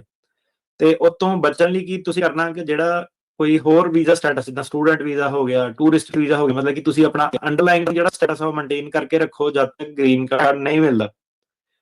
ਇਹ ਹੋ ਗਈ ਇੱਕ ਚੀਜ਼। ਦੂਜੀ ਚੀਜ਼ ਇਹ ਸੀਗੀ ਜਿਹਦਾ ਇਸ ਤੋਂ ਪਹਿਲਾਂ ਭੈਣ ਜੀ ਨੇ ਕਾਲ ਕੀਤਾ ਸੀਗਾ, ਉਹ ਗੱਲ ਕਰ ਰਹੀ ਟੂਰਿਸਟ ਵੀਜ਼ੇ, ਜਿੱਦਾਂ ਕਿਸੇ ਦਾ ਘਰ ਦੇ ਘੁੰਮਣ ਆਏ ਆ 6 ਮਹੀਨੇ ਵਾਸਤੇ, ਠੀਕ ਆ। ਮੈਨੂੰ ਨਹੀਂ ਪਤਾ ਹੁਣ ਉਹ ਬੰਦਾ ਅਸਾਈਲਮ ਤੇ ਕੀ ਹੈ ਕਿੱਦਾਂ, ਪਰ ਘਰ ਦੇ ਉਹਨੂੰ ਮਿਲਣ ਆਏ ਆ ਤੇ ਉਹ ਇੱਥੇ ਪੱਕੇ ਨਹੀਂ ਹੋ ਸਕਦੇ, ਉਹਨਾਂ ਨੇ ਮਤਲਬ ਵਾਪਸ ਆਣ ਜਾਣ ਰੱਖਣਾ। ਉਹ ਜਿਹੜੇ ਲੋਕੀ ਹੈਗੇ ਆ, ਉਹ ਜੇ ਇੱਥੇ ਆਪਣਾ ਟੂਰਿਸਟ ਵੀਜ਼ਾ ਐਕਸਟੈਂਡ ਕਰਦੇ ਆ, ਮੰਨ ਲਓ ਕਿ 6 ਮਹੀਨੇ ਦਾ ਮਿਲਿਆ, ਉਹ ਕਹਿੰਦੇ ਕਿ ਆਪਾਂ 12 ਮਹੀਨੇ ਰਹਿਣਾ। ਪ੍ਰੋਬਲਮ ਇਹਦੇ ਵਿੱਚ ਕੋਈ ਨਹੀਂ, ਲੀਗਲੀ ਓਕੇ ਆ, ਪਰ ਜਿਹੜੇ ਹਾਲਾਤ ਚੱਲਦੇ ਆ ਸਰਕਾਰ ਦੇ, ਇਹ ਅਨਪ੍ਰੈਡਿਕਟੇਬਲ ਆ। ਤੇ ਜੇ ਕੱਲ ਨੂੰ ਉਹਨਾਂ ਨੇ ਨਹੀਂ ਗ੍ਰਾਂਟ ਕੀਤਾ ਤੇ ਉਹਨਾਂ ਨੇ ਇਹੀ ਕਹਿਣਾ ਕਿ ਤੁਸੀਂ ਓਵਰਸਟੇ ਕਰ ਗਏ ਸੀਗੇ। ਜਦੋਂ ਬੰਦਾ ਵਾਪਸ ਜਾ ਕੇ ਰੀਐਂਟਰ ਕਰੂਗਾ, ਉਹਨੂੰ ਇਹ ਹਾਰਡ ਟਾਈਮ ਦੇ ਸਕਦੇ ਆ ਕਿ ਤੁਸੀਂ ਆਪਣੀ ਜਿਹੜੀ ਵਾਇਲੇਸ਼ਨ ਕੀਤੀ ਹੈ ਸਟੇਟਸ ਦੀ। ਸੋ ਲੌਂਗ ਸਟੋਰੀ ਸ਼ਾਰਟ ਇਹ ਆ ਕਿ ਜਿਹੜਾ ਬੰਦਾ ਸਿਰਫ ਐਜ਼ ਅ ਵਿਜ਼ਿਟਰ ਆ ਰਿਹਾ, ਉਹ ਆਪਣਾ ਬਸ ਕੰਮ ਤੋਂ ਮਤਲਬ ਰੱਖੇ, ਉਹਨਾਂ ਜਿੰਨੀ ਦੇਰ ਸੀਗੀ ਉਨੀ ਦੇਰ ਰਵੇ। ਸਹੀ ਚੀਜ਼ ਕਹਿ ਕੇ ਰਵੇ ਕਿ ਮੈਂ 3 ਮਹੀਨੇ ਮਿਲਣ ਜਾਣਾ, ਮੈਂ 2 ਮਹੀਨੇ ਮਿਲਣ ਜਾਣਾ। ਆਨਲਾਈਨ ਗੂਗਲ ਦੇ ਵਿੱਚ ਜਾ ਕੇ I-94 ਤੁਸੀਂ ਭਰਨਾ, ਠੀਕ ਆ। ਉਹਦੇ ਵਿੱਚ ਉਹਨਾਂ ਨੇ ਤੁਹਾਡਾ ਰਿਕਾਰਡ ਸ਼ੋਅ ਕਰਨਾ ਕਿ ਤੁਹਾਨੂੰ ਕਿੰਨੀ ਦੇਰ ਦੀ ਸਟੇ ਮਿਲੀ ਹੈ। ਕਿਸੇ ਨੇ ਇਹ ਨਹੀਂ ਮੰਨਣਾ ਕਿ ਹਰੇਕ ਨੂੰ 6 ਮਹੀਨੇ ਦੀ ਦੇਣੀ ਹੈ, ਕਈਆਂ ਨੂੰ ਘੱਟ ਵੀ ਦੇ ਦਿੰਦੇ ਆ, ਉਹ ਵੀ ਪ੍ਰੋਬਲਮ ਪੈ ਜਾਂਦੀ ਆ ਕਿ ਤੈਨੂੰ ਤਾਂ ਸਿਰਫ 2 ਮਹੀਨੇ ਦੀ ਦਿੱਤੀ ਸੀ, ਕਿਉਂਕਿ ਬੰਦੇ ਨੇ ਕਿਹਾ ਬਾਰਡਰ ਤੇ ਇਹ ਹੈ ਕਿ ਮੈਂ 2 ਮਹੀਨੇ ਵਾਸਤੇ ਆਇਆ। ਉਹ ਜਿੱਦਾਂ ਇਹ ਬਾਈ ਜੀ ਪੁੱਛਦੇ ਸੀਗੇ, ਉਹ ਕਿੱਦਾਂ, ਕਿਉਂਕਿ ਹੁਣ ਅੱਜ ਕੱਲ ਠੱਪੇ ਨਹੀਂ ਲਾਉਂਦੇ ਉਹਦੇ ਵਿੱਚ ਕਿੰਨੀ ਦੇਰ ਤੁਸੀਂ ਰਹਿ ਸਕਦੇ ਹੋ, ਤੁਹਾਨੂੰ ਆਨਲਾਈਨ ਚੈੱਕ ਕਰਨਾ ਪੈਂਦਾ I-94। ਜਦੋਂ ਹੀ ਕੋਈ ਵਿਜ਼ਿਟਰ ਅਮਰੀਕਾ ਦੇ ਵਿੱਚ ਆਉਂਦਾ, ਤੁਹਾਡੇ ਘਰ ਦੇਖਦਾ ਪਹਿਲੇ ਦਿਨ ਉਹ ਚੀਜ਼ ਚੈੱਕ ਕਰਨੀ ਹੈ, ਤੁਹਾਨੂੰ ਨਹੀਂ ਮਿਲੀ ਹੈ। ਕਈ ਇਹ ਭੁਲੇਖੇ 'ਚ ਰਹਿ ਜਾਂਦੇ, 6 ਮਹੀਨੇ ਸੀ ਤੇ 2 ਮਹੀਨੇ ਮਿਲੇ ਹੁੰਦੇ ਆ, ਤੇ ਉਹਦੇ ਹਿਸਾਬ ਨਾਲ ਫਿਰ ਤੁਸੀਂ ਅੱਗੇ ਆਪਣੇ ਫੈਸਲੇ ਕਰਨੇ ਆ। ਠੀਕ ਹੈ ਜੀ। ਹਾਂਜੀ ਅਮਰੀਕ ਜੀ ਪੁੱਛੋ ਜੀ ਸਵਾਲ ਆਪਣਾ। ਹਾਂਜੀ ਸਤਿ ਸ਼੍ਰੀ ਅਕਾਲ ਭਾਈ, ਦੋਨੋਂ ਵੀਰਾਂ ਨੂੰ ਬਹੁਤ ਬਹੁਤ ਧੰਨਵਾਦ ਤੁਹਾਡਾ ਜੀ, ਇੰਨੀ ਇਨਫੋਰਮੇਸ਼ਨ ਦਿੰਦੇ ਹੋ ਜੀ ਭਾਜੀ। ਤੇ ਮੈਂ ਤੁਹਾਨੂੰ ਪੁੱਛਣਾ ਸੀ, ਮੈਂ ਇਹਦਾ ਮੇਰੇ ਕੋਲ ਗ੍ਰੀਨ ਕਾਰਡ ਹੈਗਾ, ਤੇ ਆਪਣਾ ਇੰਡੀਆ ਜਾਣ ਦਾ ਕੋਈ ਰੌਲਾ ਤਾਂ ਨਹੀਂ ਹੈਗਾ ਇਸ ਟਾਈਮ ਅੱਜ ਕੱਲ ਦੇ ਸਮੇਂ 'ਚ? ਗ੍ਰੀਨ ਕਾਰਡ ਦਾ ਕਿੱਦਾਂ ਲਿਆ ਸੀਗਾ? ਗ੍ਰੀਨ ਕਾਰਡ ਮੇਰੇ ਕੋਲ ਆਪਣਾ ਹੈਗਾ, ਵਿਆਹ ਕਰਾਇਆ ਜੀ ਭਾਜੀ। ਠੀਕ ਹੈ, ਬਾਕੀ ਕੋਈ ਅਸਾਲਮ ਸੁਲਮ ਤਾਂ ਨਹੀਂ ਤੁਸੀਂ ਫਾਈਲ ਕੀਤੀ ਸੀ ਕਦੀ? ਨਹੀਂ ਸਾਲ ਵੀ ਨਹੀਂ ਫਾਈਲ ਕੀਤੀ। ਹਾਂਜੀ, ਤੇ ਆਪਣਾ ਵਿਆਹ ਸੀ ਜਿਹੜਾ 81 ਨਾਲ ਕੀਤਾ ਸੀ, ਉਹ ਗ੍ਰਾਂਟ ਨਹੀਂ ਸੀ ਹੋਇਆ, ਤੇ ਦੁਬਾਰਾ ਫਿਰ ਅਪੀਲ ਕੀਤੀ ਸੀ, ਫਿਰ ਗ੍ਰਾਂਟ ਨਹੀਂ ਹੋਇਆ। ਹਾਂਜੀ ਤੁਹਾਡੀ ਆਵਾਜ਼ ਨਹੀਂ ਆ ਰਹੀ। ਤੇ ਤੁਸੀਂ ਗ੍ਰੀਨ ਠੀਕ ਹੈ ਨਾ ਭਾਜੀ, ਤੁਹਾਡੀ ਮੈਨੂੰ ਲੱਗਦਾ ਇੰਟਰਨੈਟ ਦਾ ਕੋਈ ਕਨੈਕਸ਼ਨ ਤਾਂ ਆ ਰਿਹਾ, ਆਵਾਜ਼ ਤੁਹਾਡੀ ਰੁਕ ਰਹੀ ਹੈ ਵਿੱਚ। ਹਾਂਜੀ ਦੁਬਾਰਾ ਦੱਸਿਓ ਕੀ ਦੱਸ ਰਹੇ ਸੀਗੇ। ਹਾਂਜੀ ਦੁਬਾਰਾ ਦੱਸਿਓ। ਮੈਂ ਕਿਹਾ ਜਿਹੜਾ ਵਿਆਹ ਦੇ ਗ੍ਰੀਨ ਕਾਰਡ ਲਿਆ ਸੀਗਾ, ਉਹ ਵਿਆਹ ਚੱਲ ਇਸ ਵੇਲੇ ਸਟਿਲ ਮੈਰਿਡ ਹੈਗੇ ਸੇਮ ਬੰਦੇ, ਸੇਮ ਪਰਸਨ ਨਾਲ? ਹਾਂਜੀ ਹਾਂਜੀ ਸੇਮ ਹੀ, ਆਪਣੇ ਕੋਲ ਰਹਿੰਦੀ ਜਨਾਨੀ। ਠੀਕ ਹੈ। ਸੋ ਭਾਜੀ 81 ਵਾਲੇ ਕੇਸਾਂ ਦੇ ਵਿੱਚ ਪ੍ਰੋਬਲਮ ਇਹ ਸੀਗੀ ਕਿ 81 ਵਾਸਤੇ ਜਿਹੜਾ ਸੀਗਾ ਬੰਦੇ ਦਾ ਅਮਰੀਕਾ 'ਚ ਉਸ ਵੇਲੇ ਆਉਣਾ ਚਾਹੀਦਾ ਸੀਗਾ ਬੰਦਾ। ਸਭ ਤੋਂ ਜ਼ਿਆਦਾ ਮੈਂ ਪ੍ਰੋਬਲਮ ਇਹ ਦੇਖਿਆ ਕਿ ਬੰਦਾ ਉਦੋਂ 81 'ਚ ਸੀਗਾ ਨਹੀਂ ਇੱਥੇ, ਤੇ ਉਹਨਾਂ ਨੇ ਗਲਤ ਪੇਪਰ ਜਿੱਦਾਂ ਭਰੇ ਹੁੰਦੇ ਕਿ ਉਹ ਬਾਅਦ 'ਚ ਆਇਆ। ਤੇ ਮੈਨੂੰ ਹੁਣ ਪਤਾ ਨਹੀਂ ਤੁਹਾਡੇ, ਠੀਕ ਆ, ਮੈਂ ਬਾਹਲੀ ਡਿਟੇਲ ਦੇ ਵਿੱਚ ਜਾਣਾ ਵੀ ਨਹੀਂ ਚਾਹੁੰਦਾ, ਤੇ ਜੇ ਤੁਹਾਡੇ 81 ਵਾਲੇ ਪੇਪਰਾਂ 'ਚ ਕੋਈ ਪ੍ਰੋਬਲਮ ਜੇ ਹੈਗੀ ਆ, ਤੇ ਤੁਹਾਨੂੰ ਹਾਂਜੀ ਕੰਸੀਡਰ ਕਰਨਾ ਚਾਹੀਦਾ ਸਾਰਾ ਉਹ ਨਾ ਤੁਹਾਡੇ ਅਗੇਂਸਟ ਜਾ ਸਕਦੀਆਂ ਚੀਜ਼ਾਂ। ਜੀ ਅੱਛਾ ਅੱਛਾ। ਉਹ ਵੈਸੇ ਨਾਲ ਕੇਸ ਨਾਲ ਲਾਇਆ ਸੀ 81 ਦੀ ਅਪਲਾਈ ਕੀਤਾ ਮੈਂ ਵਿਆਹ ਵਾਲਾ, ਨਾਲ ਲਾਤਾ ਸੀ ਉਹਦੇ। ਨਹੀਂ ਉਹ ਨਹੀਂ ਨਹੀਂ, ਗੱਲ ਕਰ ਭਾਜੀ ਰਹੇ ਵੀ 81 ਨਾਲ ਦੇ ਵਿੱਚ ਲਾਏ ਦੀ ਨਹੀਂ ਇਹ ਗੱਲ ਕਰ ਰਹੇ ਜੀ। ਹਾਂਜੀ ਹਾਂਜੀ ਕੰਟੀਨਿਊ ਕਰੋ ਟਰਨੀ ਮੈਂ ਇਹ ਪੁੱਛ ਰਿਹਾ ਸੀਗਾ ਕਿ 81 ਵਾਲੇ ਕੇਸਾਂ 'ਚ ਨਾ ਲੋਕਾਂ ਨੇ ਉਦੋਂ ਪੈਰਾਲੀਗਲ ਫਰਾਡ ਬਹੁਤ ਚੱਲਦਾ ਹੈਗਾ। 81 ਵਾਲੇ ਸਾਰੇ ਤਕਰੀਬਨ ਜਿੰਨੇ ਮੈਂ ਇੰਸਪੈਕਟ ਕੀਤੇ ਸਾਰੇ ਗਲਤ ਲਾਏ ਸੀਗੇ ਪੇਪਰ ਉਹਨਾਂ ਨੇ। ਲੋਕੀ 80s 'ਚ ਸੀਗੇ ਨਹੀਂ ਇੱਥੇ, ਉਹ ਝੂਠ ਜਿੱਦਾਂ ਲਿਖਤਾ ਸੀ। ਜਿਹੜੇ 90 'ਚ ਵੀ ਆਇਆ ਉਹਨੇ ਵੀ 81 ਦੇ ਪੇਪਰ ਉਹ ਚੀਜ਼ ਦੀ ਪ੍ਰੋਬਲਮ ਜਿਹੜੀ ਇਮੀਗ੍ਰੇਸ਼ਨ ਜਿਹੜੀ ਦੇ ਸਕਦੀ ਆ, ਉਹ ਕਹਿ ਰਿਹਾ ਮੈਂ ਜੀ। ਉਹ ਮੇਕ ਸ਼ੋਰ ਕਰੋ ਵੀ ਉਹਦੇ ਵਿੱਚ ਨਾ ਕੋਈ ਗੜਬੜੀ ਹੋਵੇ। ਮਨਜਿੰਦਰ ਸਤਿ ਸ਼੍ਰੀ ਅਕਾਲ ਜੀ। ਸਤਿ ਸ਼੍ਰੀ ਅਕਾਲ ਜੀ। ਮੇਰਾ ਐਕਚੁਅਲੀ ਸਵਾਲ ਹੈਗਾ ਮੇਰੇ ਹਸਬੈਂਡ ਲਈ। ਮੈਂ ਯੂਐਸ ਸਿਟੀਜ਼ਨ ਹੈਗੀ ਹਾਂ ਤੇ ਮੇਰਾ ਹਸਬੈਂਡ 2016 ਚ ਆਈ ਸੀ, ਅਸਾਈਲਮ ਕੇਸ ਲਾਇਆ ਸੀ ਉਹਨਾਂ ਨੇ ਜੀ ਤੇ ਉਹਨਾਂ ਨੇ ਮੇਰਾ ਜਿਹੜਾ Y-130 ਅਪਰੂਵ ਹੋ ਗਿਆ ਸੀ ਤਾਂ ਫਿਰ NVC ਚ ਕੇਸ ਚੱਲ ਗਿਆ ਤੇ ਵੇਵਰ ਅਪਲਾਈ ਕੀਤਾ ਆ। ਪਰ ਮੇਰਾ ਕੁਐਸਚਨ ਰਾਈਟ ਨਾਓ ਇਹ ਹੈ ਵੀ ਜਿਹੜਾ 2016 ਦਾ ਅਸਾਈਲਮ ਕੇਸ ਆ ਅਸੀਂ ਚਾਹੁੰਦੇ ਨਹੀਂ ਉਹ ਖੁੱਲੇ, ਚਾਂਸਸ ਕੀ ਉਹਦੇ ਖੁੱਲਣ ਦੇ? ਇਹ ਆਪਾਂ ਕਿਹਦੀ ਗੱਲ ਕਰ ਰਹੇ ਹਾਂ ਜੀ? ਇਹਨਾਂ ਦੇ ਹਸਬੈਂਡ? ਹਾਂਜੀ ਮੇਰੇ ਹਸਬੈਂਡ। ਤੇ ਜਿਹੜਾ ਤੁਸੀਂ ਕਹਿੰਦੇ ਸੀਗੇ ਕੇਸ ਖੁੱਲੇ ਨਾ, ਮਤਲਬ ਕਿ ਉੱਤੇ ਡਿਪੋਰਟੇਸ਼ਨ ਲੱਗੀ ਸੀਗੀ ਉਹਨਾਂ ਦੀ? ਨਹੀਂ ਖੁੱਲੇ ਹੀ ਨਹੀਂ। ਜਿੱਦਾਂ ਜਦੋਂ ਦੀ ਫਾਈਲ ਕੀਤੀ ਆ ਕੋਈ ਪੈਂਡਿੰਗ ਗਈ ਹੈ ਜੀ, ਕੁਝ ਖੁੱਲਿਆ ਨਹੀਂ ਹੈਗਾ। ਪਰ ਜਿਹੜਾ ਮੇਰਾ ਸਾਡੇ ਵਿਆਹ ਦਾ ਜਿਹੜਾ ਆ ਆਲਮੋਸਟ 1 ਸਾਲ ਆਲਮੋਸਟ ਹੋ ਚੱਲਿਆ ਵੇਵਰ ਫਾਈਲ ਕੀਤੇ ਨੂੰ। ਜੀ ਠੀਕ ਹੈ। So just to make sure ਮੈਨੂੰ ਤੁਹਾਡੀ ਜਿਹੜੀ ਫੈਕਟ ਸਹੀ ਪਤਾ ਰਹਿਣ, ਤੁਹਾਡੇ ਹਸਬੈਂਡ 2 ਨੰਬਰ 'ਚ ਆਏ ਸੀਗੇ ਅਮਰੀਕਾ ਦੇ ਵਿੱਚ, ਅਸਾਈਲਮ ਦਾ ਕੇਸ ਲੱਗਿਆ ਹੋਇਆ ਤੇ ਪੈਂਡਿੰਗ ਹੈਗਾ ਇਸ ਵੇਲੇ, ਇਹੀ ਕਹਿ ਰਹੇ ਨਾ ਤੁਸੀਂ? ਹਾਂਜੀ ਹਾਂਜੀ। ਤੇ ਤੁਸੀਂ I-130 ਫਾਈਲ ਕੀਤਾ, I-130 ਤੁਹਾਡਾ ਅਪਰੂਵ ਆ ਤੇ ਤੁਸੀਂ ਕਹਿੰਦੇ NVC 'ਚ ਚੱਲ ਗਿਆ? ਹਾਂਜੀ ਤੇ ਵੇਵਰ ਵੀ ਫਾਈਲ ਕਰ ਦਿੱਤਾ। ਠੀਕ ਹੈ। ਤੇ ਵੇਵਰ ਲਈ ਤੁਹਾਡਾ ਕੇਸ ਚੱਲਦਾ ਹੁੰਦਾ, ਤੁਸੀਂ ਫਾਈਲ ਕਰ ਨਹੀਂ ਸਕਦੇ ਵੇਵਰ ਦੇ ਲਈ? ਨਹੀਂ I-130 ਅਪਰੂਵ ਹੋ ਗਿਆ ਸੀ, ਫਿਰ NVC ਚ ਉਹਨਾਂ ਨੇ ਅਸੀਂ ਭੇਜੇ ਨਹੀਂ, ਪਰ ਉਹ 601 ਜਿਹੜੇ ਵੇਵਰ ਫਾਰਮ ਆ ਉਹ ਫਾਈਲ ਕਰਕੇ ਭੇਜ ਦਿੱਤਾ ਸੀ ਜਦ ਤੱਕ ਅਪਰੂਵ ਨਹੀਂ ਹੁੰਦਾ। ਹਾਂਜੀ, ਪਰ 601 ਜਦੋਂ ਤੁਹਾਡਾ ਕੇਸ ਐਕਟਿਵ ਹੁੰਦਾ ਨਾ ਇਮੀਗ੍ਰੇਸ਼ਨ ਕੋਰਟ ਦੇ ਵਿੱਚ, ਤੇ ਤੁਸੀਂ 601 ਵੇਵਰ ਫਾਈਲ ਕਰ ਨਹੀਂ ਸਕਦੇ ਹੈਗੇ। ਸੋ ਕੇਸ ਇਹਨਾਂ ਦਾ ਪੈਂਡਿੰਗ ਹੀ ਆ। ਪਤਾ ਆਈ ਡੋਨਟ ਨੋ ਕੇਸ ਤੁਹਾਡਾ ਮਤਲਬ ਕੋਰਟ ਚ ਆ ਕੇ ਕਿੱਥੇ ਆ right now case? Asylum office ਚ। ਅਸਾਈਲਮ ਆਫਿਸ ਚ ਆ ਕੇਸ ਇਹਨਾਂ ਦਾ? ਅੱਛਾ ਠੀਕ ਹੈ। ਹਾਂਜੀ ਦੇਖੋ ਜੀ, ਤੁਹਾਡੇ ਕੋਲ ਚੋਇਸ ਤਾਂ ਕੋਈ ਹੈ ਨਹੀਂ, ਅਸਾਈਲਮ ਆਫਿਸ ਨੂੰ ਚੱਲਦਾ ਰਹਿਣ ਦੋ। ਮਤਲਬ ਤੁਸੀਂ ਇਹੀ ਉਮੀਦ ਕਰ ਸਕਦੇ ਆ ਕਿ 601 ਪਹਿਲਾਂ ਹੋ ਜਾਵੇ, ਇਮੀਗ੍ਰੇਸ਼ਨ ਕੋਰਟ 'ਚ ਆਵੇ ਨਾ। ਪਰ ਜੇ ਤੁਹਾਨੂੰ ਵਿੱਚ ਅਸਾਈਲਮ ਆਫਿਸ ਦੀ ਇੰਟਰਵਿਊ ਆਉਂਦੀ ਹੈ, ਤੁਸੀਂ ਉਹਨਾਂ ਨੂੰ ਰਿਕੁਐਸਟ ਕਰ ਸਕਦੇ ਆ ਕਿ ਅੱਗੇ ਕੰਟੀਨਿਊ ਕਰੋ, ਪਰ ਗਰੰਟੀ ਨਹੀਂ ਕੋਈ। ਅੱਛਾ ਜੀ। ਪਰ ਚਾਂਸਸ ਕੀ ਹੈਗੇ ਆ ਖੁੱਲ ਰਹੇ ਆ 2016 ਦੇ ਕੇਸਿਸ ਜਦ ਕੀ ਰਾਈਟ ਕੇਸ ਤਾਂ ਹੁਣ ਜਿਹੜੇ ਹੋਣਗੇ ਉੱਥੇ ਉਹ ਇਵੈਂਚੁਅਲੀ ਤਾਂ ਖੁੱਲਣਗੇ ਹੀ ਕਦੀ ਨਾ ਕਦੀ। ਤਾਂ ਉਹ ਤਾਂ ਆਈ ਡੋਨਟ ਥਿੰਕ ਵੀ ਉੱਥੇ ਪਏ ਰਹਿਣਗੇ। ਹਾਂਜੀ ਇਹ ਤਾਂ ਹੁਣ ਵੇਟਿੰਗ ਗੇਮ ਹੀ ਹੈ ਜੀ। ਅੱਛਾ ਤੇ ਵੇਵਰ ਲਈ ਕਿੰਨਾ ਕੁ ਟਾਈਮ ਲੱਗ ਜਾਂਦਾ? ਹੁਣ ਜਿੱਦਾਂ ਫਰਵਰੀ ਚ ਕੀਤਾ ਸੀ, ਸੋ ਕਿੰਨਾ ਚਾਂਸਸ? ਯਾਦ ਕਰਨ ਜੀ ਆਪਣਾ, ਤੁਹਾਨੂੰ ਮੇਰੀ ਆਵਾਜ਼ ਸਹੀ ਆ ਰਹੀ? ਆਵਾਜ਼ ਕੱਟ ਕੇ ਆ ਰਹੀ ਆ। ਆਪਾਂ ਇਦਾਂ ਕਰਦੇ ਇੱਕ ਬ੍ਰੇਕ ਲੈ ਲੈਂਦੇ ਆ। ਇਹਨਾਂ ਨੇ ਪੁੱਛਦੇ ਵੀ ਵੇਵਰ ਨੂੰ ਉਹਦਾ ਕਿੰਨਾ ਟਾਈਮ ਲੱਗ ਜਾਂਦਾ ਹੈ? ਵੇਵਰ ਨੂੰ 4 ਸਾਲ ਲੱਗਦੇ ਆ ਜੀ। ਠੀਕ ਹੈ ਜੀ। ਚਲੋ ਆਪਾਂ ਨਾ ਇੱਕ ਬ੍ਰੇਕ ਜਿਹੜੀ ਉਹ ਲੈ ਲੈਂਦੇ ਆ ਤੇ ਬ੍ਰੇਕ ਤੋਂ ਬਾਅਦ ਮੁੜਦੇ ਆ ਵਾਪਸ ਤੇ ਕਨੈਕਸ਼ਨ ਵਗੈਰਾ ਆਪਣਾ ਜਿਹੜਾ ਉਹ ਆਪਾਂ ਸੈੱਟ ਕਰਦੇ ਆ ਸਾਰਾ। ਤੇ ਜੁੜੇ ਰਹੋ ਇਦਾਂ ਹੀ ਸਾਰੇ ਜਾਣੇ ਤੇ ਇੱਕ ਬ੍ਰੇਕ ਤੋਂ ਬਾਅਦ ਆਪਾਂ ਵਾਪਸ ਆ ਰਹੇ ਹਾਂ।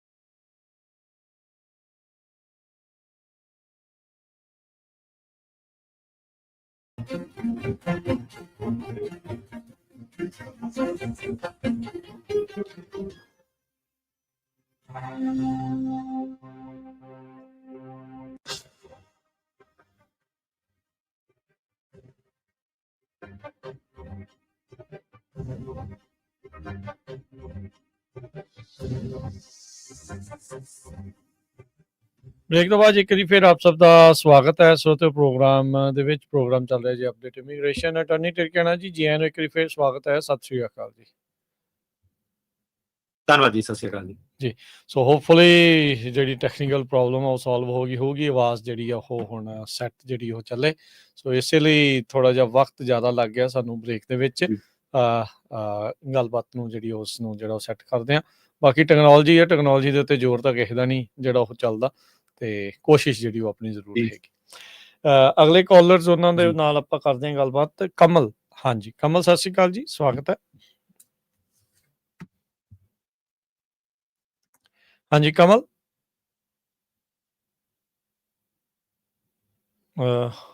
ਅਗਲੇ ਕਾਲਰ ਉਹਨਾਂ ਦਾ ਵੱਲ ਵੱਧਦੇ ਹਾਂ। ਹਾਂਜੀ ਸੋਨੂ, ਸਤਿ ਸ਼੍ਰੀ ਅਕਾਲ ਭਾਈ। ਸਤਿ ਸ਼੍ਰੀ ਅਕਾਲ ਜੀ। ਭਾਈ ਕੀ ਹਾਲ ਚਾਲ ਜੀ ਠੀਕ ਹੈ ਜੀ। ਜੀ ਪੁੱਛੋ ਜੀ ਸਵਾਲ। ਹਾਂਜੀ ਭਾਜੀ, ਉਹ ਮੇਰਾ ਸਵਾਲ ਹੈ ਜੀ ਭਾਜੀ, ਮੇਰੀ ਨਾ ਆਪਣਾ ਹੀਅਰਿੰਗ ਵੀ ਸੀ ਆਪਣਾ 23 ਜਨਵਰੀ ਵਿੱਚ, ਤੇ ਉਹਨਾਂ ਨੇ ਭਾਜੀ ਮੇਰੀ ਜਿਹੜਾ ਮੈਂ ਵਕੀਲ ਸੀ ਉਹਨੇ। ਇੱਕ ਮਿੰਟ ਰੁਕਿਓ, ਮੈਂ ਮੇਕ ਸ਼ੋਰ ਕਰ ਲਵਾਂ ਵੀ ਅਟਾਰਨੀ ਟਿਰਕੈਣਾ ਜੀ ਆਪਣੇ ਨਾਲ ਨੇ। ਅਟਾਰਨੀ ਜੀ ਟਿਰਕੈਣਾ ਜੀ, ਆਵਾਜ਼ ਸੁਣ ਪਾ ਰਹੇ ਹੋ? ਸੌਰੀ, ਉਹ ਵਿੱਚ ਡਿਸਟਰਬੈਂਸ ਸੀਗੀ ਭਾਜੀ, ਸਵਾਲ ਸਾਰੇ ਰਹਿ ਗਏ, ਇੱਕ ਵਾਰੀ ਦੁਬਾਰਾ। ਹਾਂਜੀ ਕੋਈ ਨਹੀਂ, ਆਪਾਂ ਉਹਨਾਂ ਤੋਂ ਕੋਈ ਟੈਕਨੋਲੋਜੀ ਪ੍ਰੋਬਲਮ ਨਹੀਂ ਹੈ। ਹਾਂਜੀ ਠੀਕ ਹੈ। ਹਾਂਜੀ ਹਾਂਜੀ ਸਵਾਲ ਸਾਰਾ ਪਹਿਲਾਂ ਸਤਿ ਸ਼੍ਰੀ ਅਕਾਲ ਭਾਈ। ਭਾਈ ਪਹਿਲਾਂ ਮੇਰਾ ਸਵਾਲ ਸੀ ਭਾਈ ਆਪਣੇ ਨਾ, ਹੈਲੋ ਹਾਂਜੀ ਹਾਂਜੀ ਪੁੱਛੋ ਪੁੱਛੋ। ਪਹਿਲਾਂ ਹਾਂਜੀ ਹਾਂਜੀ ਇਹ ਨਾ ਮੇਰੀ ਕੋਰਟ 'ਚ ਤਰੀਕ ਸੀ ਹੀਅਰਿੰਗ। ਹਾਂਜੀ ਭਾਈ ਹੀਅਰਿੰਗ ਸੀਗੀ, ਤੇ ਉਹਦੇ ਮੇਰੇ ਵਕੀਲ ਨੇ ਨਾ ਵੀਡੀਓ ਕਾਲ ਤੇ ਕਰਾਈ ਹੀਅਰਿੰਗ, ਤੇ ਪਰ ਉਹ ਮੈਨੂੰ ਨਹੀਂ ਕੋਰਟ ਨੇ ਕੁਛ ਦੱਸਿਆ, ਤਾਂ ਵੀ ਤੇਰੀ ਵੀਡੀਓ ਕਾਲ ਤੇ ਮੈਨੂੰ ਇਹ ਦੱਸਿਆ ਕੋਰਟ 'ਚ ਤੂੰ ਪੇਸ਼ ਹੋਣਾ। ਪਹਿਲੋਂ ਲੈਟਰ ਆ ਗਈ ਸੀ, ਤੇ ਬਾਅਦ 'ਚ ਵਕੀਲ ਨੇ ਮੇਰੀ ਵੀਡੀਓ ਕੋਰਟ ਕਰਾਈ, ਪਰ ਮੈਨੂੰ ਨਹੀਂ ਪੇਸ਼ ਕੀਤਾ, ਆਪ ਹੀ ਉਹਨੇ ਕੀਤੀ ਸੀ। ਏਦਾਂ ਮੇਰੇ ਉੱਤੇ ਕੋਈ ਫਲਟ ਨਹੀਂ ਪੈਂਦਾ ਹੈਗਾ ਕੁਛ, ਮੇਰੇ ਉੱਤੇ ਐਕਸ਼ਨ ਨਹੀਂ ਹੁੰਦਾ? ਮਾਸਟਰ ਹੀਅਰਿੰਗ ਸੀ? ਹਾਂਜੀ ਮਾਸਟਰ ਹੀਅਰਿੰਗ ਸੀ, ਪਰ ਉਹ ਵਕੀਲ ਨੇ ਆਪ ਹੀ ਕੀਤੀ। ਮੈਨੂੰ ਵੀ ਬੁਲਾਇਆ ਸੀ ਆਪਣੇ ਆਫਿਸ, ਮੈਨੂੰ ਉਹ ਬਿਠਾਤਾ ਸੀ, ਕਹਿੰਦਾ ਜੇ ਤੈਨੂੰ ਜੱਜ ਕਹੇਗਾ ਤੈਨੂੰ ਬੁਲਾਉਣ ਵਾਸਤੇ ਫਿਰ ਤੈਨੂੰ ਬੁਲਾ ਲਾਂਗਾ, ਤੇ ਉਹਨੇ ਆਪ ਹੀ ਗੱਲਬਾਤ ਕਰਕੇ ਉਹ ਤਰੀਕ ਦੇ ਦਿੱਤੀ ਸੀ। ਤੇ ਤੁਹਾਡੀ ਫਾਈਨਲ ਹੀਅਰਿੰਗ ਪੈ ਗਈ ਫਿਰ? ਨਹੀਂ ਫਾਈਨਲ ਹੀਅਰਿੰਗ ਪੈਂਦੀ, ਫਿਰ ਅੱਗੋਂ ਮਾਸਟਰ ਹੀਅਰਿੰਗ ਦੇ ਦਿੱਤੀ ਸੀ। ਕੋਈ ਕਿਸੇ ਪੇਪਰ ਵਰਕ ਉਹਨਾਂ ਨੇ ਕੋਈ ਪੇਪਰ ਵਰਕ ਗਲਤ ਕੀਤਾ ਹੋਇਆ ਸੀ, ਵਕੀਲਾਂ ਨੇ ਨਹੀਂ ਕੀਤਾ ਸੀ, ਐਕਚੁਅਲੀ ਉਹਨਾਂ ਵੱਲੋਂ ਕੋਈ ਗਲਤ ਹੋਇਆ ਸੀ। ਉਹ ਜੱਜ ਕਹਿੰਦਾ ਪੇਪਰ ਮੇਰੇ ਸਹੀ ਨਹੀਂ ਹੈਗੇ, ਮੈਂ ਅੱਗੋਂ ਤੈਨੂੰ ਫਿਰ ਮਾਸਟਰ ਹੀਅਰਿੰਗ ਦੇ ਦਿੰਦਾ ਵਾ। ਹਾਂਜੀ ਹਾਂਜੀ, ਉਹ ਕਈ ਵਾਰੀ ਨਾ ਜਿਹੜਾ ਸੀਗਾ ਜਿਹੜਾ ਕਲਾਇੰਟ ਹੁੰਦਾ ਰਿਸਪੋਂਡੈਂਟ ਜਿਹੜਾ, ਉਹਦੀ ਪ੍ਰੈਜ਼ੈਂਸ ਉਹ ਮਾਫ ਕਰ ਦਿੰਦੇ ਆ, ਤੇ ਤੁਹਾਡੇ ਕੇਸ 'ਚ ਉਹੀ ਹੋਣਾ। ਤੇ ਹੁਣ ਤੁਸੀਂ ਅਗਲੀ ਮਾਸਟਰ ਹੀਅਰਿੰਗ ਭੁਗਤੋ, ਤੇ ਆਪਣਾ ਜਿੱਦਾਂ ਜਿੱਦਾਂ ਤੁਹਾਡਾ ਵਕੀਲ ਕਹਿੰਦਾ ਉਹਦੀ ਸਲਾਹ ਮੰਨੋ। ਹਾਂਜੀ ਹਾਂਜੀ, ਤੇ ਮੇਰਾ ਇਹੀ ਸਵਾਲ, ਹਾਂਜੀ ਹਾਂਜੀ ਭਾਜੀ ਮੇਰਾ ਇਹੀ ਸਵਾਲ ਸੀ, ਤੇ ਆਪਣਾ ਬੜਾ ਥੈਂਕ ਯੂ ਤੁਹਾਡਾ ਭਾਈ, ਬਹੁਤ ਵਧੀਆ ਤੁਸੀਂ ਸਾਰਾ ਜਾਣਕਾਰੀ ਦਿੰਦੇ ਹੋ। ਥੈਂਕ ਯੂ ਭਾਈ, ਧੰਨਵਾਦ। ਗੁਰਚਰਨ ਜੀ, ਸਤਿ ਸ਼੍ਰੀ ਅਕਾਲ ਵੀਰ ਜੀ। ਸਤਿ ਸ਼੍ਰੀ ਅਕਾਲ ਜੀ। ਸਤਿ ਸ਼੍ਰੀ ਅਕਾਲ ਸਰ ਜੀ। ਸਰ ਮੇਰੀ ਇੰਡੀਵਿਜੂਅਲ ਹੀਅਰਿੰਗ ਹੋ ਗਈ ਸੀ।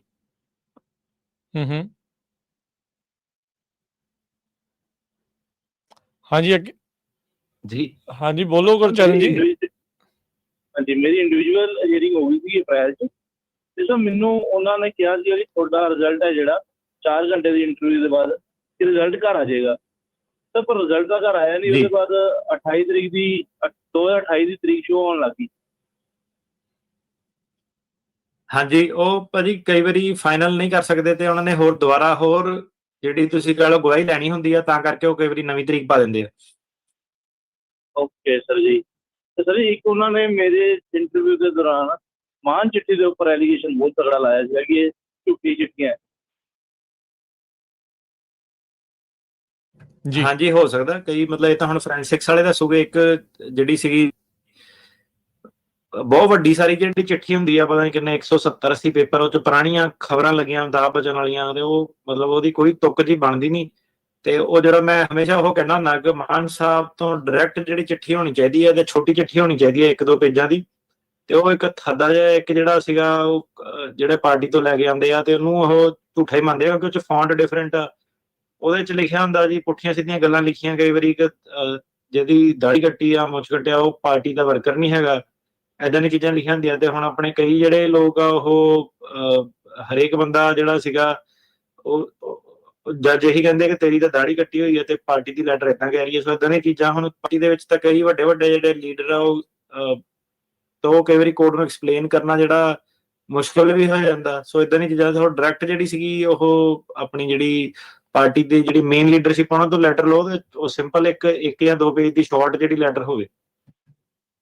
ਓਕੇ ਸਰ ਜੀ। ਸਰ ਜੀ ਤੇ ਇੱਕ ਉਹਨਾਂ ਨੇ ਪੰਜਾਬ ਦੇ ਸਪੈਲਿੰਗ ਹੁੰਦੇ ਆਪਣੇ ਉਹ 'ਚ ਬੜਾ ਐਲੀਗੇਸ਼ਨ ਲਾਇਆ ਕਿ ਇਹ ਪੰਜਾਬ ਕਿਉਂ ਲਿਖਿਆ ਹੋਇਆ ਚਿੱਠੀ 'ਚ।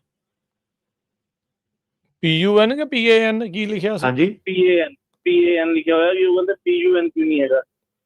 ਅੱਛਾ, ਨਾ ਦੋਨੋਂ ਤਰ੍ਹਾਂ ਦੀ ਜਿਹੜੀ ਲੈਂਗੁਏਜ ਵਰਤੀ ਸੀ, PAN ਵੀ ਆ ਤੇ PUN ਵੀ ਆ?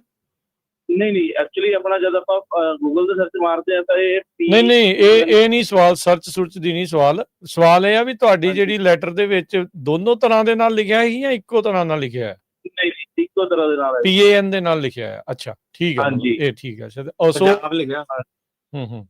ਹਾਂਜੀ ਤੇ ਉਹ ਕਹਿੰਦੇ ਕਿ ਇਹ ਠੀਕ ਨਹੀਂ ਹੈ, ਪੰਜਾਬ ਨਹੀਂ ਹੈ।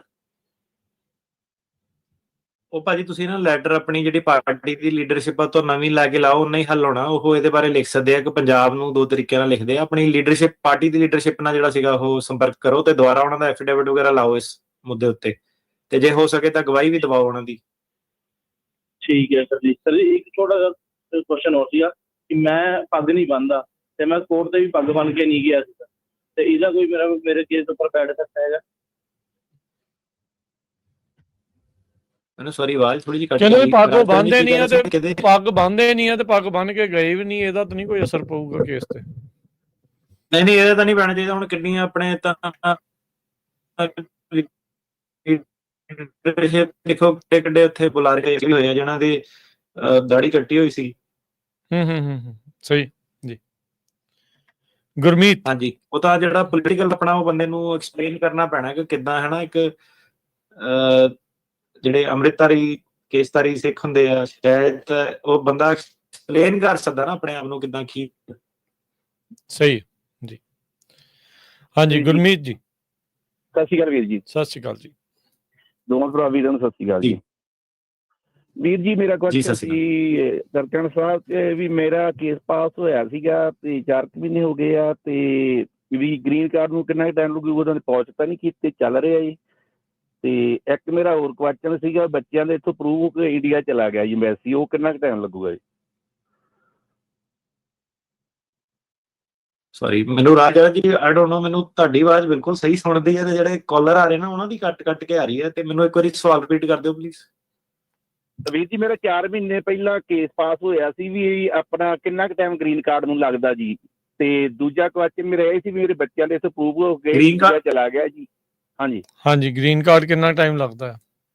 4 ਮਹੀਨੇ ਹੋ ਗਏ ਇਹਨਾਂ ਦਾ ਕੇਸ ਪਾਸ ਹੋਇਆ। 1 ਤੋਂ 3 ਸਾਲ ਤੇ 1 ਸਾਲ ਬਾਅਦ ਅਪਲਾਈ ਕਰਨਗੇ?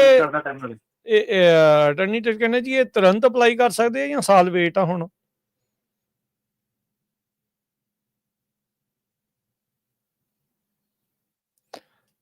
ਕਾਨੂੰਨ ਤਾਂ ਪਰ ਬਾਈਡਨ ਐਡਮਿਨਿਸਟ੍ਰੇਸ਼ਨ ਨੇ ਚੇਂਜ ਕੀਤਾ ਸੀਗਾ। ਆਪਾਂ 6-7 ਮਹੀਨੇ ਬਾਅਦ ਆਪਾਂ ਫਾਈਲ ਕਰ ਰਹੇ ਹਾਂ, ਗ੍ਰੀਨ ਕਾਰਡ ਆ ਰਹੇ ਆ, ਬਟ ਵੈਸੇ ਜੇ ਸਿੱਧੇ ਸੇਫ ਹੋ ਕੇ ਚੱਲਣਾ ਤੇ ਸਾਲ ਬਾਅਦ ਕਰੋ, ਤੇ ਪਰ ਆਪਾਂ 6 ਮਹੀਨੇ ਬਾਅਦ ਕਰ ਰਹੇ ਹਾਂ, ਅਜੇ ਤੱਕ ਪ੍ਰੋਬਲਮ ਕੋਈ ਹੋਈ ਨਹੀਂ।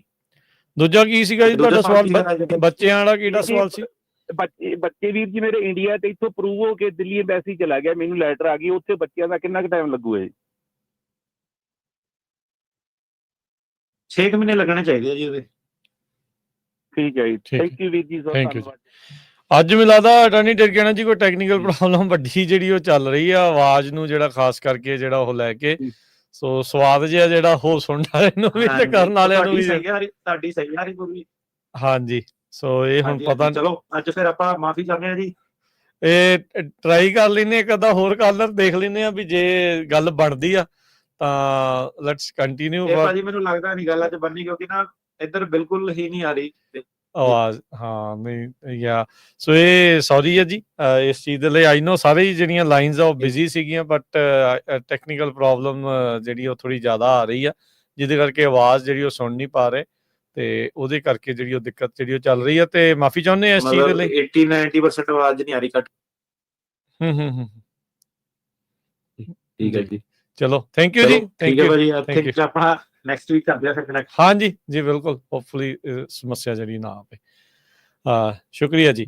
ਤੇ ਮਾਫੀ ਚਾਹੁੰਦੇ ਆ ਸਾਰੇ ਜਿਹੜੇ ਉਹ ਕਾਲਰਸ ਤੋਂ ਵੀ ਜਿਹੜੀ ਆ ਉਹ ਹੁਣ ਦਿੱਕਤ ਜਿਹੜੀ ਇਹਦੇ ਕਰਕੇ ਜਿਹੜੀ ਉਹ ਆ ਰਹੀ ਆ, ਕੰਟੀਨਿਊ ਜਿਹੜਾ ਉਹ ਅਸੀਂ ਨਹੀਂ ਕਰ ਸਕਦੇ, ਟੈਕਨੀਕਲੀ ਜਿਹੜਾ ਉਹ ਕੰਮ ਖਰਾਬ ਜਿਹੜਾ ਜ਼ਿਆਦਾ ਹੋ ਗਿਆ। ਤੇ ਅਗਲੀ ਵਾਰੀ ਕਰਦੇ ਹਾਂ ਜੀ ਫਿਰ ਆਪਾਂ ਗੱਲਬਾਤ। ਬੜੀ ਮਿਹਰਬਾਨੀ, ਸਭ ਨੂੰ ਪਿਆਰ ਭਰੀ ਸਤਿ ਸ੍ਰੀ ਅਕਾਲ, ਤੇ ਮਿਲਦੇ ਹਾਂ ਜੀ ਅਗਲੀ ਵਾਰੀ।